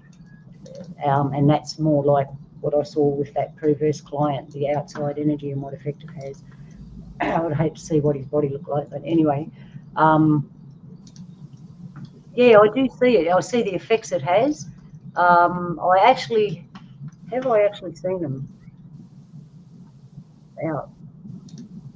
Yeah, I don't know, but I'm still kind of sorting it out because I've seen a lot of things, and I'm trying to figure out at the moment what is it, what I see is actually to do with the parasite in the body. I'll tell you something. in the Bible, Jesus reckons that this is what I read, the excerpts, but I haven't actually read the Bible. But these are other people's researchers. They said that it says in the Bible that Jesus cast out the demons out of people, and there was a drawing, and the drawing was a big parasite coming out of the man's mouth in the form of like tapeworm and stuff like that. That's what they are. There's 101 of them. You get them from eating meat or pick them up from animals, all sorts of places, right? Water, the whole lot. But Jesus actually cast out the demons that came out in parasites, and he cast them demons into the pigs, and we know that pigs have a lot of parasites, right? And these parasites, when they take over the body, they predict your moods, what you eat, what you think, what your taste buds desire, virtually, like a demon would. But when I've seen demons, I actually haven't seen a demon in somebody. I've seen, and I don't call them demons, I just call them dark things. They're on the outside of people. They're not actually in people. They can be attached to people, like we said before, but they're not inside. What I see inside people are these parasite things. So if they're spirits, I presume that the spirit of these parasites is dark, like dark things. That's what I presume. Oh, we got Buzz here. Anyone want to comment on that? May say parasite? Well, if you look at majority of all of the entities on the planet, they are parasitic in nature, whether it be on a physical, mental, emotional, or spiritual aspect. If you think about it, once we are born as so-called humans or Homo sapiens, from the moment we're born, a infant will start crying. And in that cry, it's desiring something. Either it's hurt, or it's tired, or it's hungry. And it will start developing the modalities on getting what it desires, whether it be through respectful or disrespectful behaviors, or positive or negative behaviors. You know, we go through life learning that. How do we get what we want, what we need? And the same goes for all the other creatures in the insect world and in animal world. You know, we need energy, whether it be food or photosynthesis, to survive. And then we have some of these extreme parasitic, almost vampiristic, where there isn't a symbiosis occurring between entities, where like wood ticks or mosquitoes or vampires, I don't say blah blah, you know, but they will suck on the blood to survive. And so unfortunately, these entities get inside us also. So technically, we could say that parasites, which are worms, and there are tons of different types of parasites that can get caught up into your digestive system. On the average, they say almost 20% of your fecal matter is the fecal matter of parasites that have created homes within your digestive system. And these entities within you, if they get to a point of compromising you to the point of changing your natural behavior, would that not also be the same definition as possession? You know, if a overabundance of parasites in your digestive system have compromised your ability to eradicate them, then they've taken over.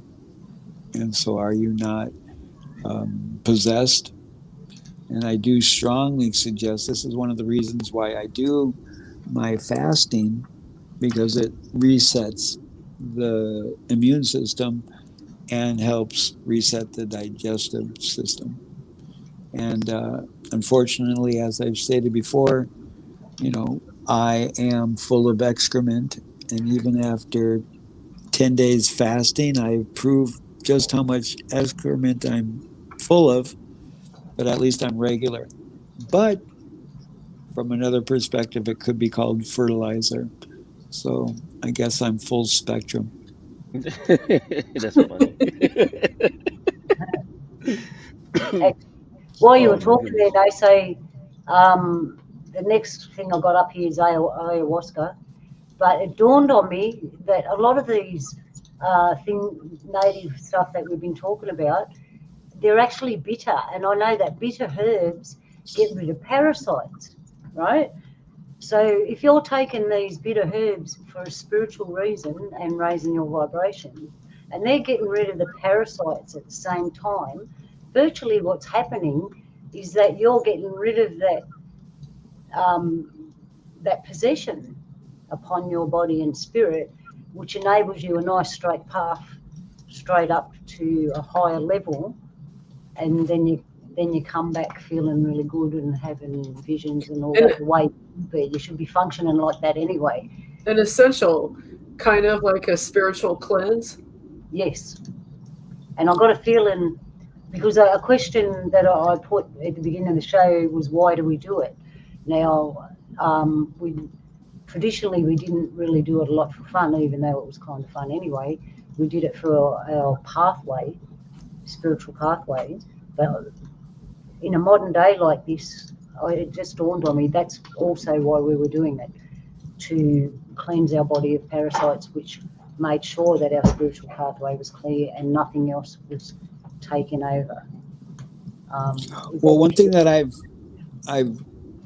read about, there's a really good book out there. I think I'm ruining the title. It's called The Knowledge of the Cosmic Serpent, and it's about ayahuasca. And it's incredible to think about ayahuasca, and the big factor in ayahuasca is DMT that is created. But they asked these indigenous people, how did you come up with this brew? And they said, oh, the plants told us. So out of the billions of different plants in South America, they found out that if you take this plant and this other plant and process it a certain way, it'll give you one of the most interesting spiritual hallucinogenic experience that is recorded. And if you read about these experiences, I find out that if people do not properly prepare for them, they will find themselves in a extreme purging state. And I've noticed this in my own experience. Oh, that is And so true. and Oh, that's and so true, Nancy. when people that are, you know, not prepared in a sense of doing even mushrooms, they'll throw up. However, you know, when I do, you know, because I'll prepare to do mushrooms where I will minimally eat and I will really attempt to be more alkaline than acidic, because the majority of us are acidic. The American diet is a acidic based diet. And like Luna was saying, a lot of these are alkaline in factor. And what happens when you take alkaline and you add it to acid, you get a chemical reaction. And then you're, and yeah. And when I originally started using psilocybus mushrooms, it was in a sense of, hey, let's go party, let's go do shrooms, you know. But then as I got older and I went through the experiences of them, they became a total spiritual experience where it was, you know, a lot of self-reflection. And then now when I do what I call my Mad Hatter's Tea Party, I invite a bunch of musicians over and we set up musical instruments and recording stuff and we just play, you know. So it's an incredible, uplifting, hilarious time. I wish I was there. And we've got Buzz. Buzz, what do you think about the subject we've been talking about? And have you got anything to add? What's the buzz? Which Buzz? Oh, it'd be nice to get a buzz, but unfortunately, can't get hold of all that stuff over here. Oh, So we are without it. We ain't got that level. maybe that was a part of the plan, hey? If they I keep think it, so. I think so. they hide it and they stunt your growth and replace it with alcohol. But as I was saying before, a lot of native people had their native alcohol made out of all different stuff, which I find interesting. Yeah. So ayahuasca. What I wanted to say about ayahuasca was, if you notice, there's bark and leaves in there in that container. And that, when I saw it, I laughed because it's kind of like what I said before about our stuff. You can't just grab something and think you're going to get a buzz out of it. Sorry, Buzz. And it has to actually go through a process. And ayahuasca is a process of two things.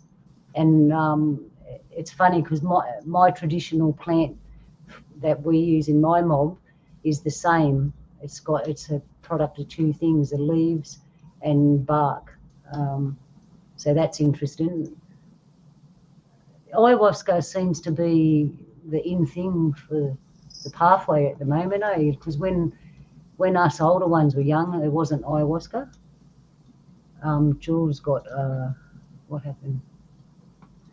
Poor Jules, your voice is not connected, Jules, and you're still in the studio. I'm going to kick you out and then you have to come back in, all right?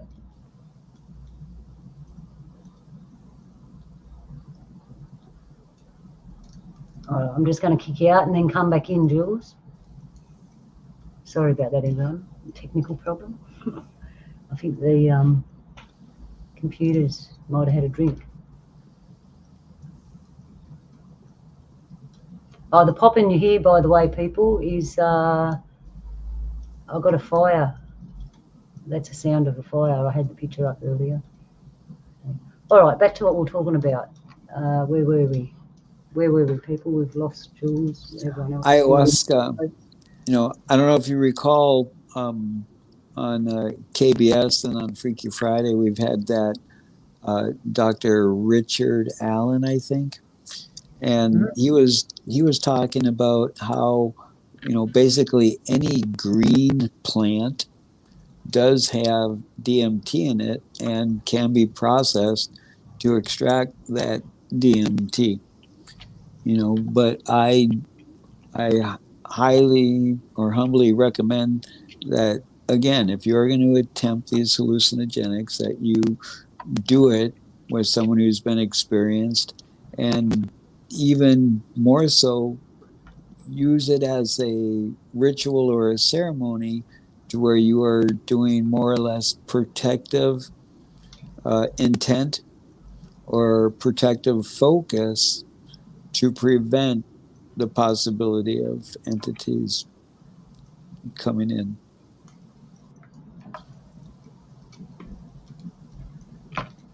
And be careful, ladies, when you mess around with the spirits, because if you do too much spirits, you'll find out demons will be coming in the back door. Hi, true. I can't type this today. I just want to say, see you later to Brother Moron, and hope you heal quickly, my brother. And everyone, send a bit of love and light to Brother Moron there. May you receive it in abundance. Moron. Get his body healed quick. Yep. Yeah, so we lost you there, Jules. I'm glad you're back. Yeah, I don't know what happened. It said your mic and that dropped out. What's happening, rerun? Yeah, you want to give a chat room a yell out there, Jules? Sure. Hey, Buzz, it was good to see you, and nice to have you pop on with us, even though I didn't get much time with you. There was always another one, though. Hey, Brenda. Hey, Ron. Zenwin. And I know I saw Joe here not too long ago. And Nanette St. Anne Marie was here. Yeah. So happy you guys could join us tonight. So hope you guys all had a good week. So now that I'm back, do we have any more or Yeah, we got the next one, which is everybody's favorite, cannabis. Cannabis. Narcotics. Yeah. I think that's the code word we should start using. Narcotics. Narcotics. All right. So this plant, this one's been around for a very long time, and it has like 101,000 uses internally. 100,000 uses. Yeah. And I remember when I was young, they were bringing in synthetics, and rope was made out of hemp, clothes were Cannabis. made out of hemp, bags were made out of hemp. Cannabis. Yeah. And then I looked into, as I got older, I looked a little bit in the past before I was born, realised there was medicine made out of it. So I say it again, made out of hemp. Cannabis. Yeah. And you could get little bottles that are written on there, and they had it based in a lot of medicines with opium as well, opioids. So there was a place for it before synthetics and modern medicine came in. Okay, so what do we know? I want to suck your mind, people. What do we know about this plant medicinally? What do we know about this plant that we can make things out of? Let's inform the people. Nobody knows anything. Look, they're not admitting to it. We should get that Narcotics resolution on the line. Oh, yeah. That fella there, he's interesting to talk to, don't he? yeah. Well, he's I mean, always rolling in a higher conscious. It was introduced to the masses as far back as probably the late 50s, early 60s. It came with that Tavistock stuff, and it circulated around, did its purpose, and then it became vilified, and people just acclimated to it, and then there was this push for it. And now several states in the past 10 years have changed their stance on it. They haven't here in Australia. It's still to be. It's all about. Well, money. yeah, that's because Monsanto is right on the verge if they haven't created the ultimate seed. I've spoke to people that had the so-called other stuff, synthetic one. They reckon it makes them angry. Yeah, that's the stuff that's called spice. Oh, right. Education here, people. All right, and we'll move to the spiritual point of view. So what does it do for you spiritually? Well, I'll start because I know that cannabism was in, oh man, where's my, I had all this. Talk about not being ready. All right, I had a slide, I had the recipe for cannabism. No, I had the recipe for the anointed oil, and in it was cannabism. Am I saying it right, Nancy? Absolutely. Yep. It was one of the ingredients, and obviously we know what that ingredient was, even though it was called something different. And that was the anointed oil. And I know that in them days, when they wanted to pray on the altar, they'd put a block of hash, and the smoke would come up, and they'd go in their tent and put the block of hash on. The smoke would come up, they'd sit there and pray and inhale it, and then they'd talk to Creator. So that tells me that this plant takes out any inhibitions in your pathway to reach that higher level and communicate to a higher place. But I presume the stuff we have today and the stuff they had back then is totally different. I presume that. I'm not a cultivator or anything, so I don't know. Anyone going to help me out here? I'm Oh, not. I am.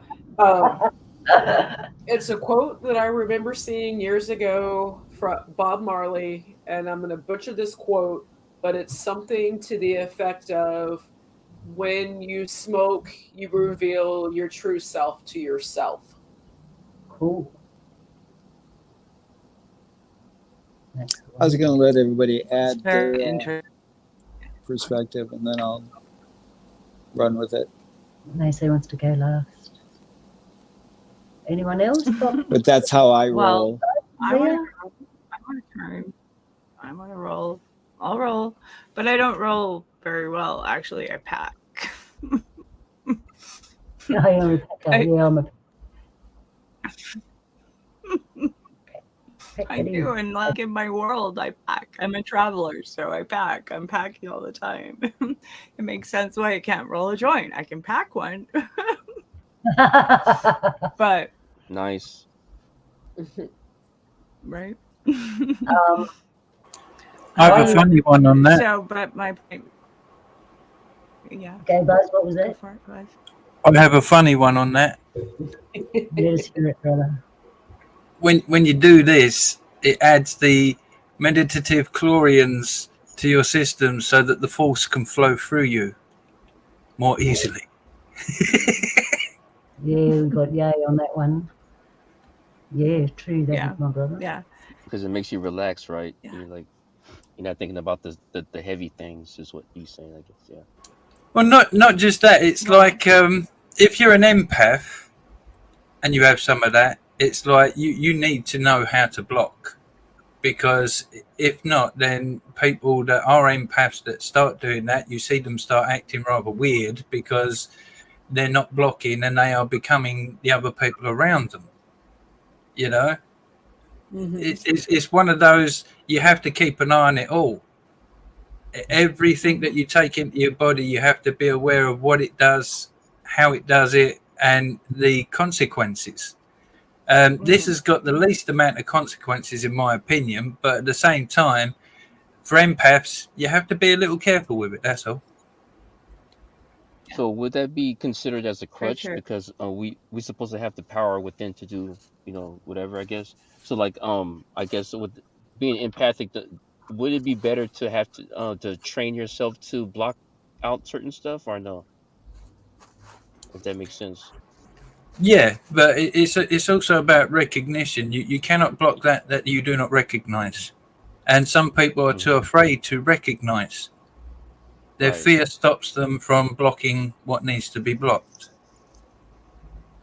Gotcha. Oh, by the way, Luna, I do have poems for the end. Thank you, Buzz. And Buzz, it's really great to hear some of your wisdoms there, and I'd love to hear more of them because I knew it was in you. We just had to get it out. Likewise. Oh, thank you.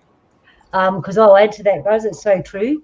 Because if anyone notices when you are full of light and that, and you go out in public, people automatically look at you, and what they're looking at, they don't know themselves. It's unconsciously they can see your light, and they automatically, even if you're behind them, they'll feel your light and they'll look at you. Now, if you smoke a can of booze and you go in public, you get a bit paranoid because everyone starts looking at you, right? And then you get paranoid. And as Buzz said, if you don't know what you're in for, these things will interrupt your flow and you'll act kind of weird because all of a sudden these things are happening.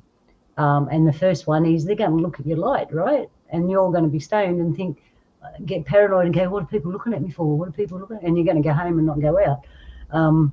It's not that at all, because do the same thing when you're straight, but be aware of what your energy is doing.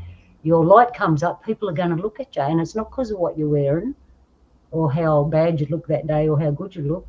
It's not that, it's your light. And you can. But it could just as well be your darkness, because you can't have light without darkness, and that is. Sorry, go ahead. Oh, well, then people, if they get on the bus you're going to turn around and feel them, but you're going to want to get off the bus. You're not going to want to stay on there with them, right?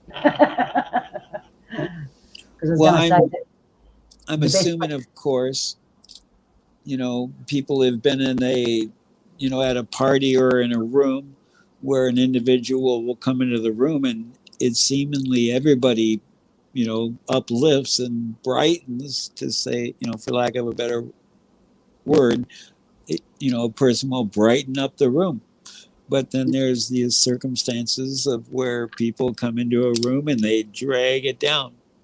And this is that energy of individuals, So what is very beneficial is when you can show your brilliance to to uh, uh, to lighten out or be a highlighter, to not have your darkness showing. Because we all know that we have individual moments of our darkness taking the better of us. And this is one of the things that these different modalities can assist the individual on the full spectrum of it.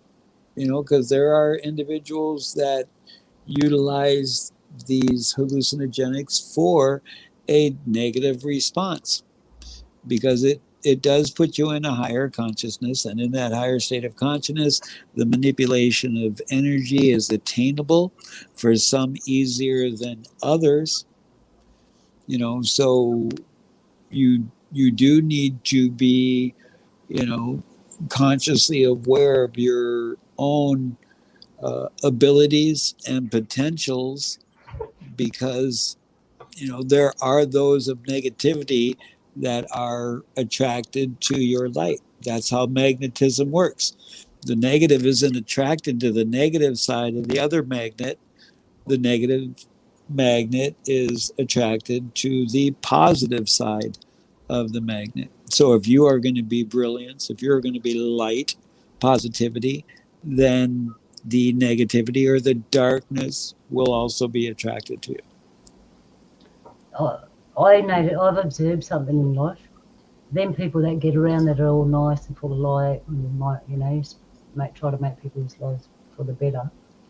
Yes, we do have another side, but those people that run around grumpy all the time and revel in the darkness, when they piss off one of them people of the light, I found that those people of the light, the other side of them is so ferocious, so large, and so full of energy that them dark people run away, because it's like the crowd has gone, all right, you're going to be doing this job for us.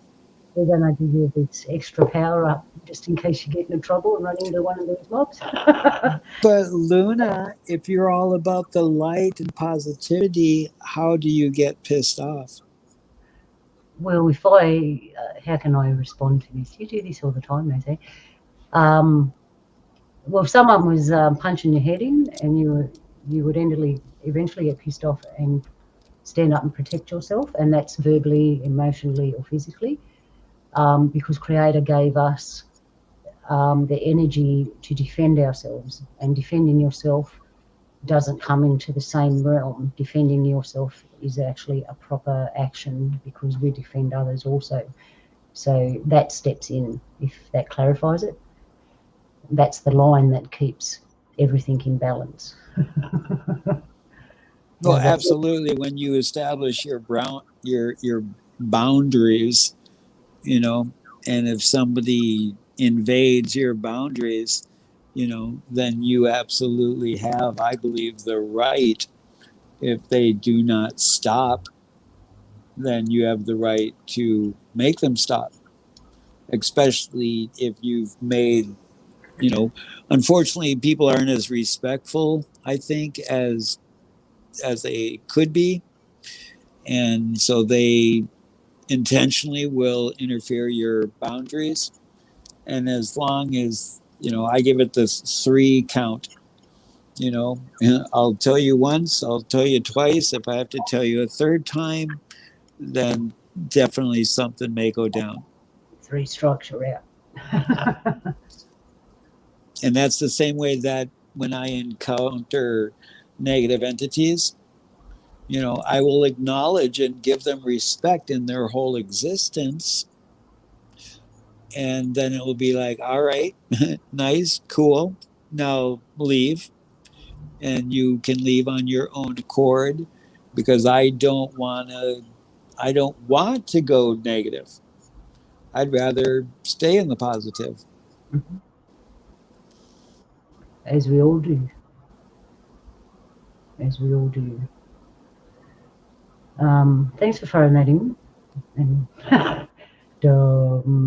let's lift it back up again, okay? On the screen shortly. I can't speak for everybody, but just sitting here thinking, feeling positive, kind of getting in that mindset when you've had a good day, you're in a good mood, you're with good people, the vibe's good. It's kind of like an endorphin. And I think that might answer how do you stay so positive? And I know in some sick, demented way, perhaps maybe it's just my brain. It's like being positive and spreading love and good vibes. It's a drug, and I mean, it's not such a cliche saying after all that love is a drug. You would not imagine how absolutely correct you are, Jules. Because if you look in the physiology of positivity, love, that your body releases serotonin or endorphins. And when these endorphins occur to a certain extent, they go down your spinal cord. And it will go all the way down your spinal cord to your sacrum. And then it comes back up from there. And as it comes back up your spinal cord and comes back up into your brain, then that's when that euphoria comes in, that enlightenment, that, how like when you get chills down your back, Mm-hmm. that chills going down your back is a measurable amount of liquid going up and down your spinal cord. And that's, there's this great documentary. I don't know if it's still out there. It's called As Above, So Below the Belt. And it talks about the physiological occurrence of the sacred occurrence. Up on the side of your head, you have the temple, your head being the temple. We all do live under a dome. Your skull is a dome. And Yeah, then, it's the wise dome. yes, The wisdom, yeah. yes. It's so right, Jules. And then down your spinal cord, you have spinal fluid, and that spinal fluid is electromagnetic. And it's almost like when you use salt water to increase the electrical current to occur. So, this is why I continue to say we are all the miraculous perfection of unique individualism. Because if we would take the precious moments to realize the miracle of existence with humane beings, then maybe we would stop killing each other because of the miraculousness that is occurring at every precious moment. Yep. All we are saying is give peace pipes a chance. And any pipe filled with cannabism, I would say, is a peace pipe. I will smoke to that and sing a song I've tuned for you, Nate, if you load a pipe. We'll pass it around. Cannabism is a really good little word there, but I want to say, Luna, that there is something to the anointing oil that you brought up. Mm-hmm. The anointing oil, what I found in my research before you said anything about this, I found this out about 2 years ago by studying the Hebrew in the first 5 books of the scriptures, the Bible. in there in Leviticus, it gives a very specific recipe of what is contained in the anointing oil, but they say that the translation and all of this and that, I dug down the words, and the main ingredient is cannabis. The main ingredient of like their clothing, their tent walls. It to them it was the most sacred herb. You know, and these are the people that keep to those 5 books that I'm talking about. Ooh, I And just have like yeah, this even thought. today. Go ahead. Oh, before I forget quickly, if you're cool with this, always looping back to conversation we have, me and you, Luna. It always goes back to the Canaanites. Oh, That yeah. There you go. Yeah, Cana, and that's a Well, root word there. That is the Cana. if you break down the etymology of the word cannabis, then canna is being canine, the dog bis being two, and then if you look at the Dogon Caleb people in of Hebrew. Africa, the Dogon tribe, they knew about Orion's belt, where there was Sirius A and Sirius B, which is called the two dog star. Mhm. And Mhm. the Dogons utilized cannabism, maximally. And then the same with in ancient Middle East, as Luna was bringing it up before. And then when you utilize um, the distilling, or if you use in the fermentation of cannabis, you get the oil, and then the oil creates a more of a concentrate. And if you remember the friars, the monks, remember how they used to have like the top of their heads were shaved?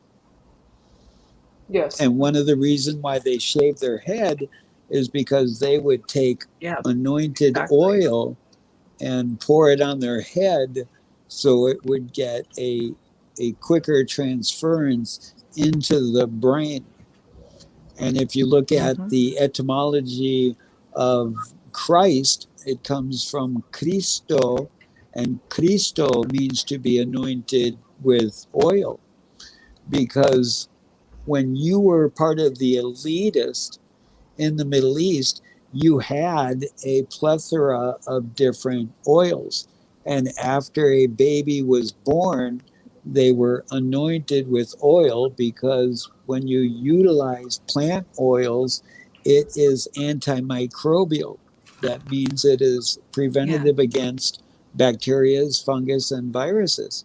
And so, what else would you want to do with a brand new baby but to anoint them with oil? But unfortunately, if you yeah, were of a lower social standing, you might be able to have olive oil, or, a different lower, cheaper, more or less, to say oil.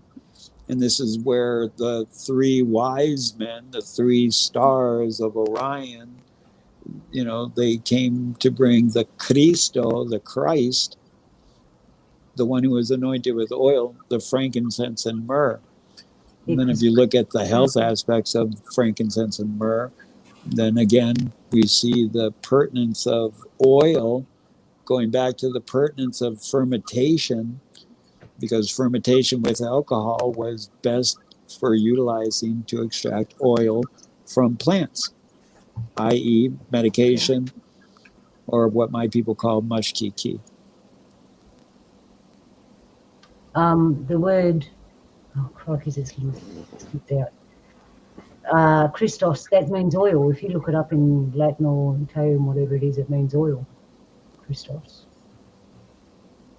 On screen, they say I got the cannabosem, and it's spelled KNEH/BOSEM.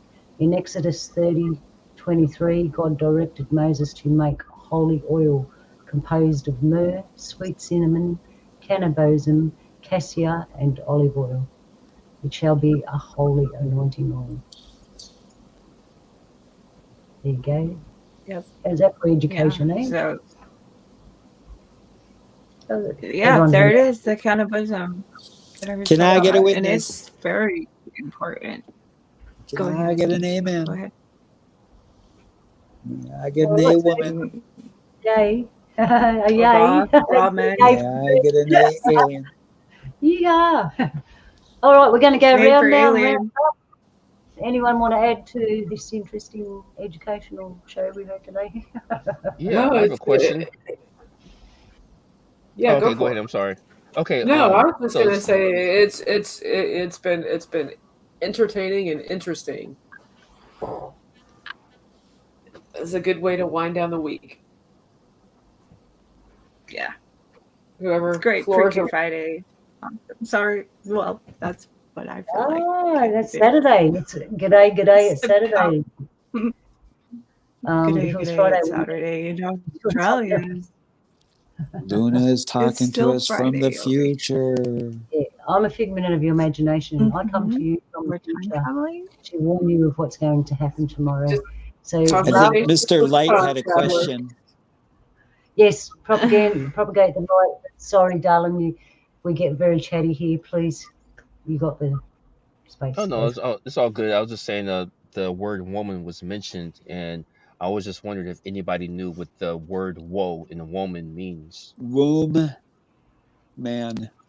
Hmm. So that means Womb that man. Whoa. Are you Actually, sure? Whoa. yeah, I see it different Whoa. because I see it like on a musical level because you've got Hugh, woe, Hugh man, woe man. It's like a vibrational thing. Hugh man, woe man. There's probably another one, but I can't But think of it. whoa, man, that just sounds like perpetual third density slavement. Well, I mean, look at the word male and female. So we got men, man, woman, woman. Hugh, woe. So are you sure No it matter means which woe? way you look at it, it's nice and high. Go on, Are you s- propagate. You got the answer for us, brother? No. I was just asking, because I'm trying to learn as well. As I well, did yeah. look it up. But I was just wondering what makes you sure that it's womb, because there's other words that could start with a W-O that's I guess related to women. That makes sense. True that. And you're looking at other languages when we go back in time to see what they were actually saying, especially the English language. It's made up of Latin and everything else from all over the world. So yeah, you got to dig to find the true answer there. Right. And then But- hope Yeah. that it hasn't been tainted by the powers that should not be. Yeah, that's right. Well, they're in everything. That's what Creator told me that when I was a kid. Don't worry about them. They're everywhere. Just presume they know everything you're doing and just get about what you got to do.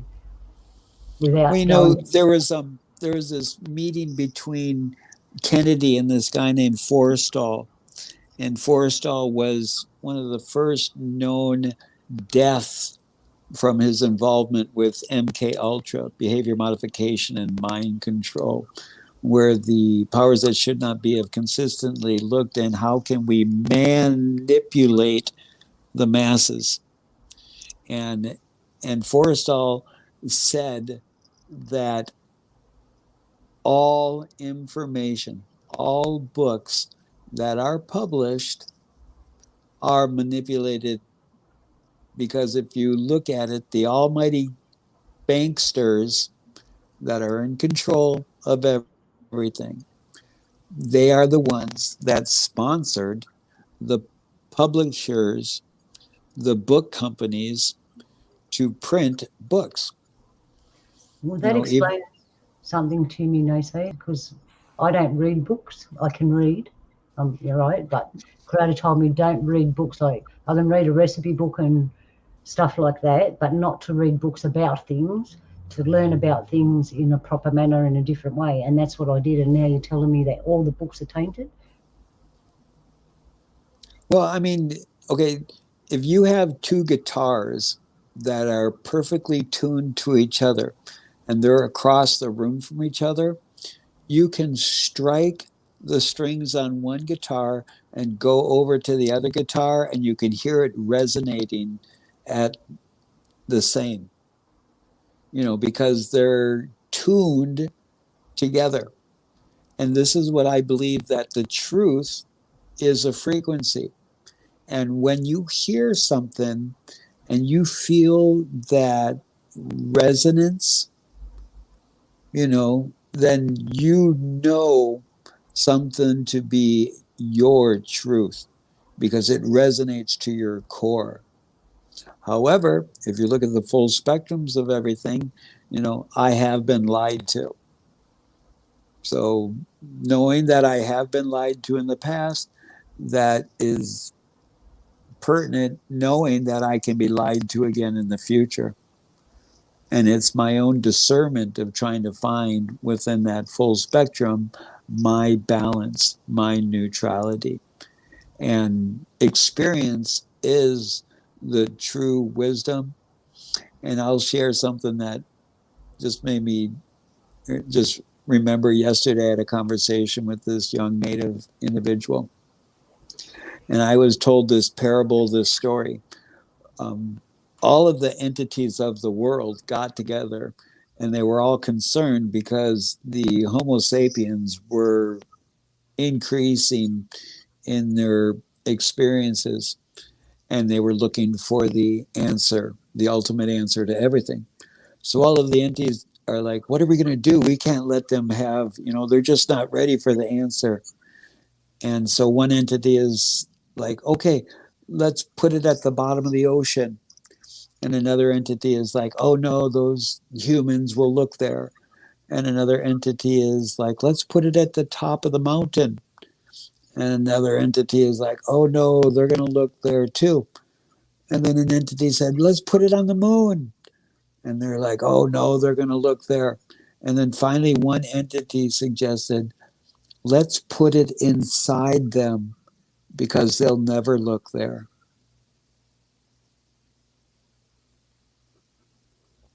So that's ultimately where the answers are. I was going to put a romantic spin on that one for you, and they say they locked it inside our hearts so that without love we couldn't unlock the truth. I like that one. And I got a saying, this is what I say to people, because as you know, being in Australia, we're kind of like the backwash of the world. We're nowhere. And when I started coming out and talking to other people and that, I'm like, oh, anyway, this is what I say to people. Looky here, looky there, looky everywhere, except for inside yourself, because that's where the answers are. That's where you should be looking. That's how I put it. So we all got the same idea. You can lead a human to knowledge, but you can't make them think. Yeah. I laugh, nice. But it's true. Yeah, that's for sure. Well, I've had a good morning, because it's morning here. It's Saturday. G'day, it's Saturday. Anyway, we covered a lot of stuff. Thank you everyone for coming. Thank you, Malia. Thank you. Is it time for poems? Yep. Oh yeah. Happy birth. I'm always up for something. Yay. I just wanted to say tomorrow, the 16th of July, happy birth recognition date to the captain. Yeah, salute to the captain. When he's done across the other side of the universe, I hope he'll come back and share with me what he's witnessed. Salute to the captain, and we send love to those that have passed before us, and prayers to all of us that are left behind. So, yep, we're not forgotten. Yeah. No one's forgotten. Give us the buzz, Achino. Yeah, come on, Buzz, hit us with your beautiful poetry, and all right, here we go. Say goodbye after that, go for it. Buzz Right, the first one, I thought I'd give you 3 in a row, Confusion's the first one. And this is me trying to show off me lyrical wording. Confusion. How do they create confusion with fear and lies, sometimes illusion? No time for deliberation, censorship of conversation. Steering their perverted narration, using guilt to create obligation, paying people for infiltration to justify military subjugation. They play with economy to raise inflation, then make you pay for it through taxation. To take it all is the implication of the rich elitist generation. With the intent of global domination and a cut down to the population, the rich and poor in true segregation, for opposing they impose criminalisation. No safe places or destination, more rules and regs for intimidation, so we feel like there is no salvation as society falls into degradation. Really good, really good. Hand clap for you. That is a mic drop. Yeah, I'm going, yay! That's why Thank you. Buzz is the best bard ever. Oh, thank you. Thank you, Oh Buzz. my goodness, right? Like, Right. Number 2 is the beast inside. The thing within us all that makes most of us try to hide is actually a part of us we call the beast inside. It lives within the depths of us until it's called to bear. But that's what scares the most of us. The beast just does not care. Although it has a heart and may save our very lives, it can take control and test our soul. In the weak, it truly thrives. The strong will always master it. They feel the truth the most. The beast can never show its face without a willing host. But Buzz, can I sample you and put you on one of my broadcasts? It's really good. See, Really good. I lied. That's another reason why Bud is why Buzz. Sorry, I'm slightly buzzed. Is my favorite bard. Buzz is buzzworthy. Yep. Buzz is buzzworthy. Thank you. What- And till the we last get one, I going. changed the last one because I was going to do live life to the fullest, but because Naysay said that and Captain's birthday tomorrow, I thought I'd switch it up and do the lasts. As I sit remembering the moments of the past, the most endearing fragments are the memories of the last. The last kiss my mum gave me, the last hug from my dad. Both fill me with a warm heart, but they also make me sad. I cry and smile together. For the last, they hurt the most. Yet for this bittersweet connection, I will gladly give a toast. So here's to all the lasts, past and present, future too. For they're what keeps me going. They always help me push on through. Buzz, on your channel, do you put these up as audio because you do really good? I love the accent goes with it as well. Oh, cheers, dude. I've done some on audio on Rumble, but YouTube has given me grief since I've been on here, so I don't like doing anything on YouTube. Yeah, YouTube. They don't play fair. They don't. But thank you for having me on, Luna. It's been wonderful. Loads of love to everyone. Loads of love to everyone in the chat. And Yes, catchphrase thank is you for having stay me on. go Loads of Ruby. love to everybody. Yeah, And thank you, everybody in Buzz. the chat. This has Wait. been fantastic. Before you go, Buzz. Yeah. I would like to request a second Ruby, please. Stay groovy.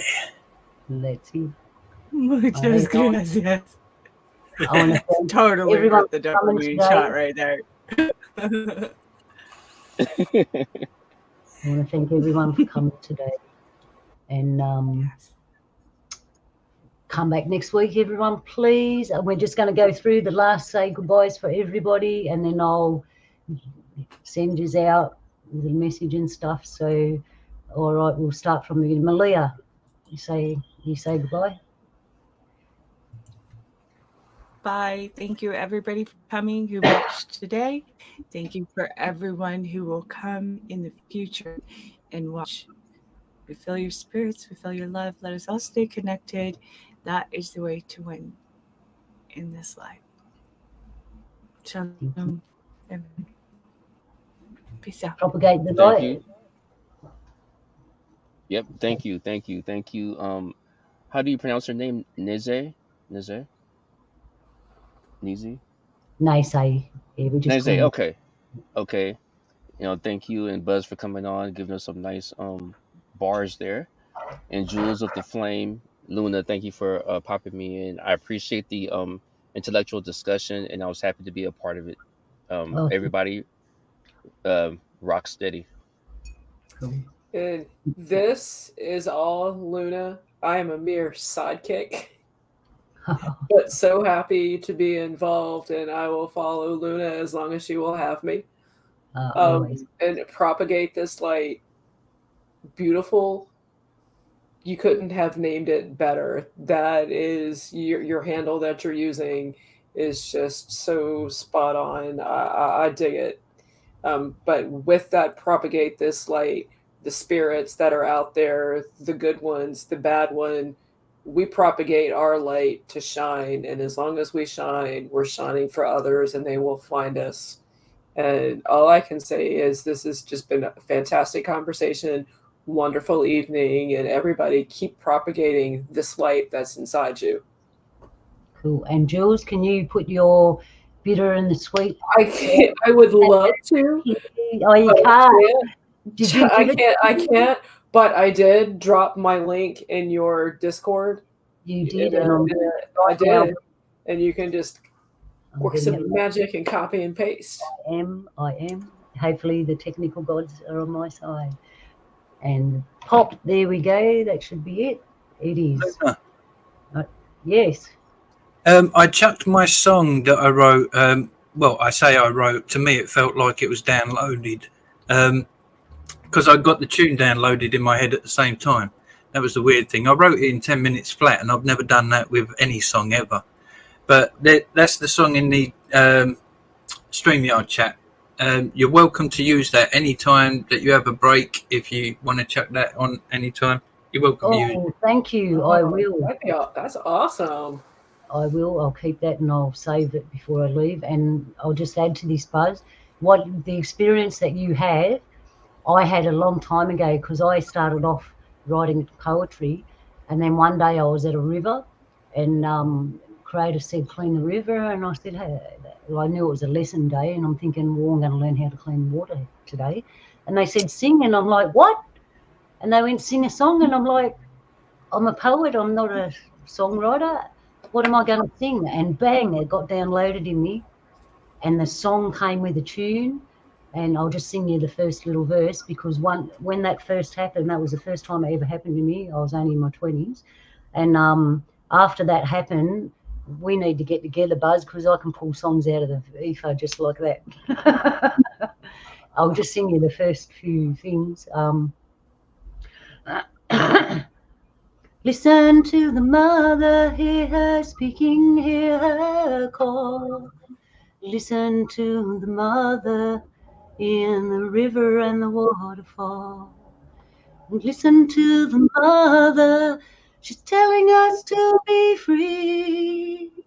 Listen to the mother energy. So that was the first verse they gave me. There's a couple of verses. And I sang that for 2 hours walking up and down the water, the river, and doing what they told me to do. But that was the gift I got out of it anyway, just to chuck that in at the end. Thanks, Buzz. So, all right, people, I think I'll let you go. Hallelujah, brothers and sisters. Thank you all for being here with us today. Please try to be the reflection of the miracle that you see inside the mirror, and make sure that you realize that all these entities are miracles too, and treat them as such. And please, for the sake of all womankind, men, wash your balls.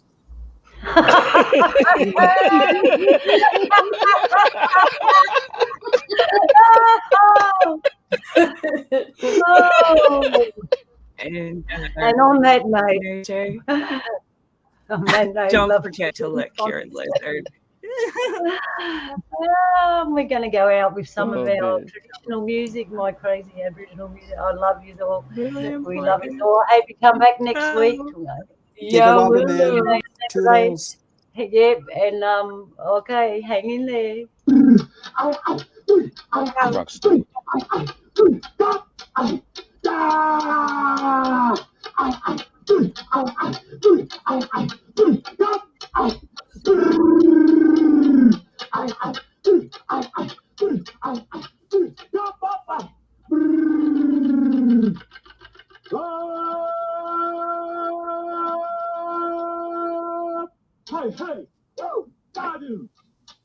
Join us at Aussie Mike after the show, Discord KBS. Oh yeah, that's right. I forgot about that. Yeah, join us there. How do I get the? Hang on, I'll try and put the thing in. Where is it? Oh my! God's abuse, Lord, help me out. Hey. What are they?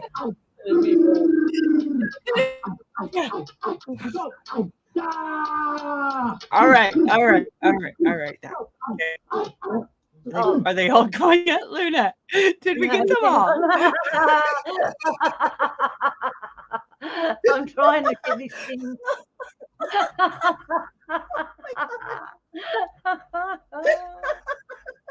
It's not going to work. See you, everyone. Yalu. See you next week. It's a Bye. circus. It's a circus.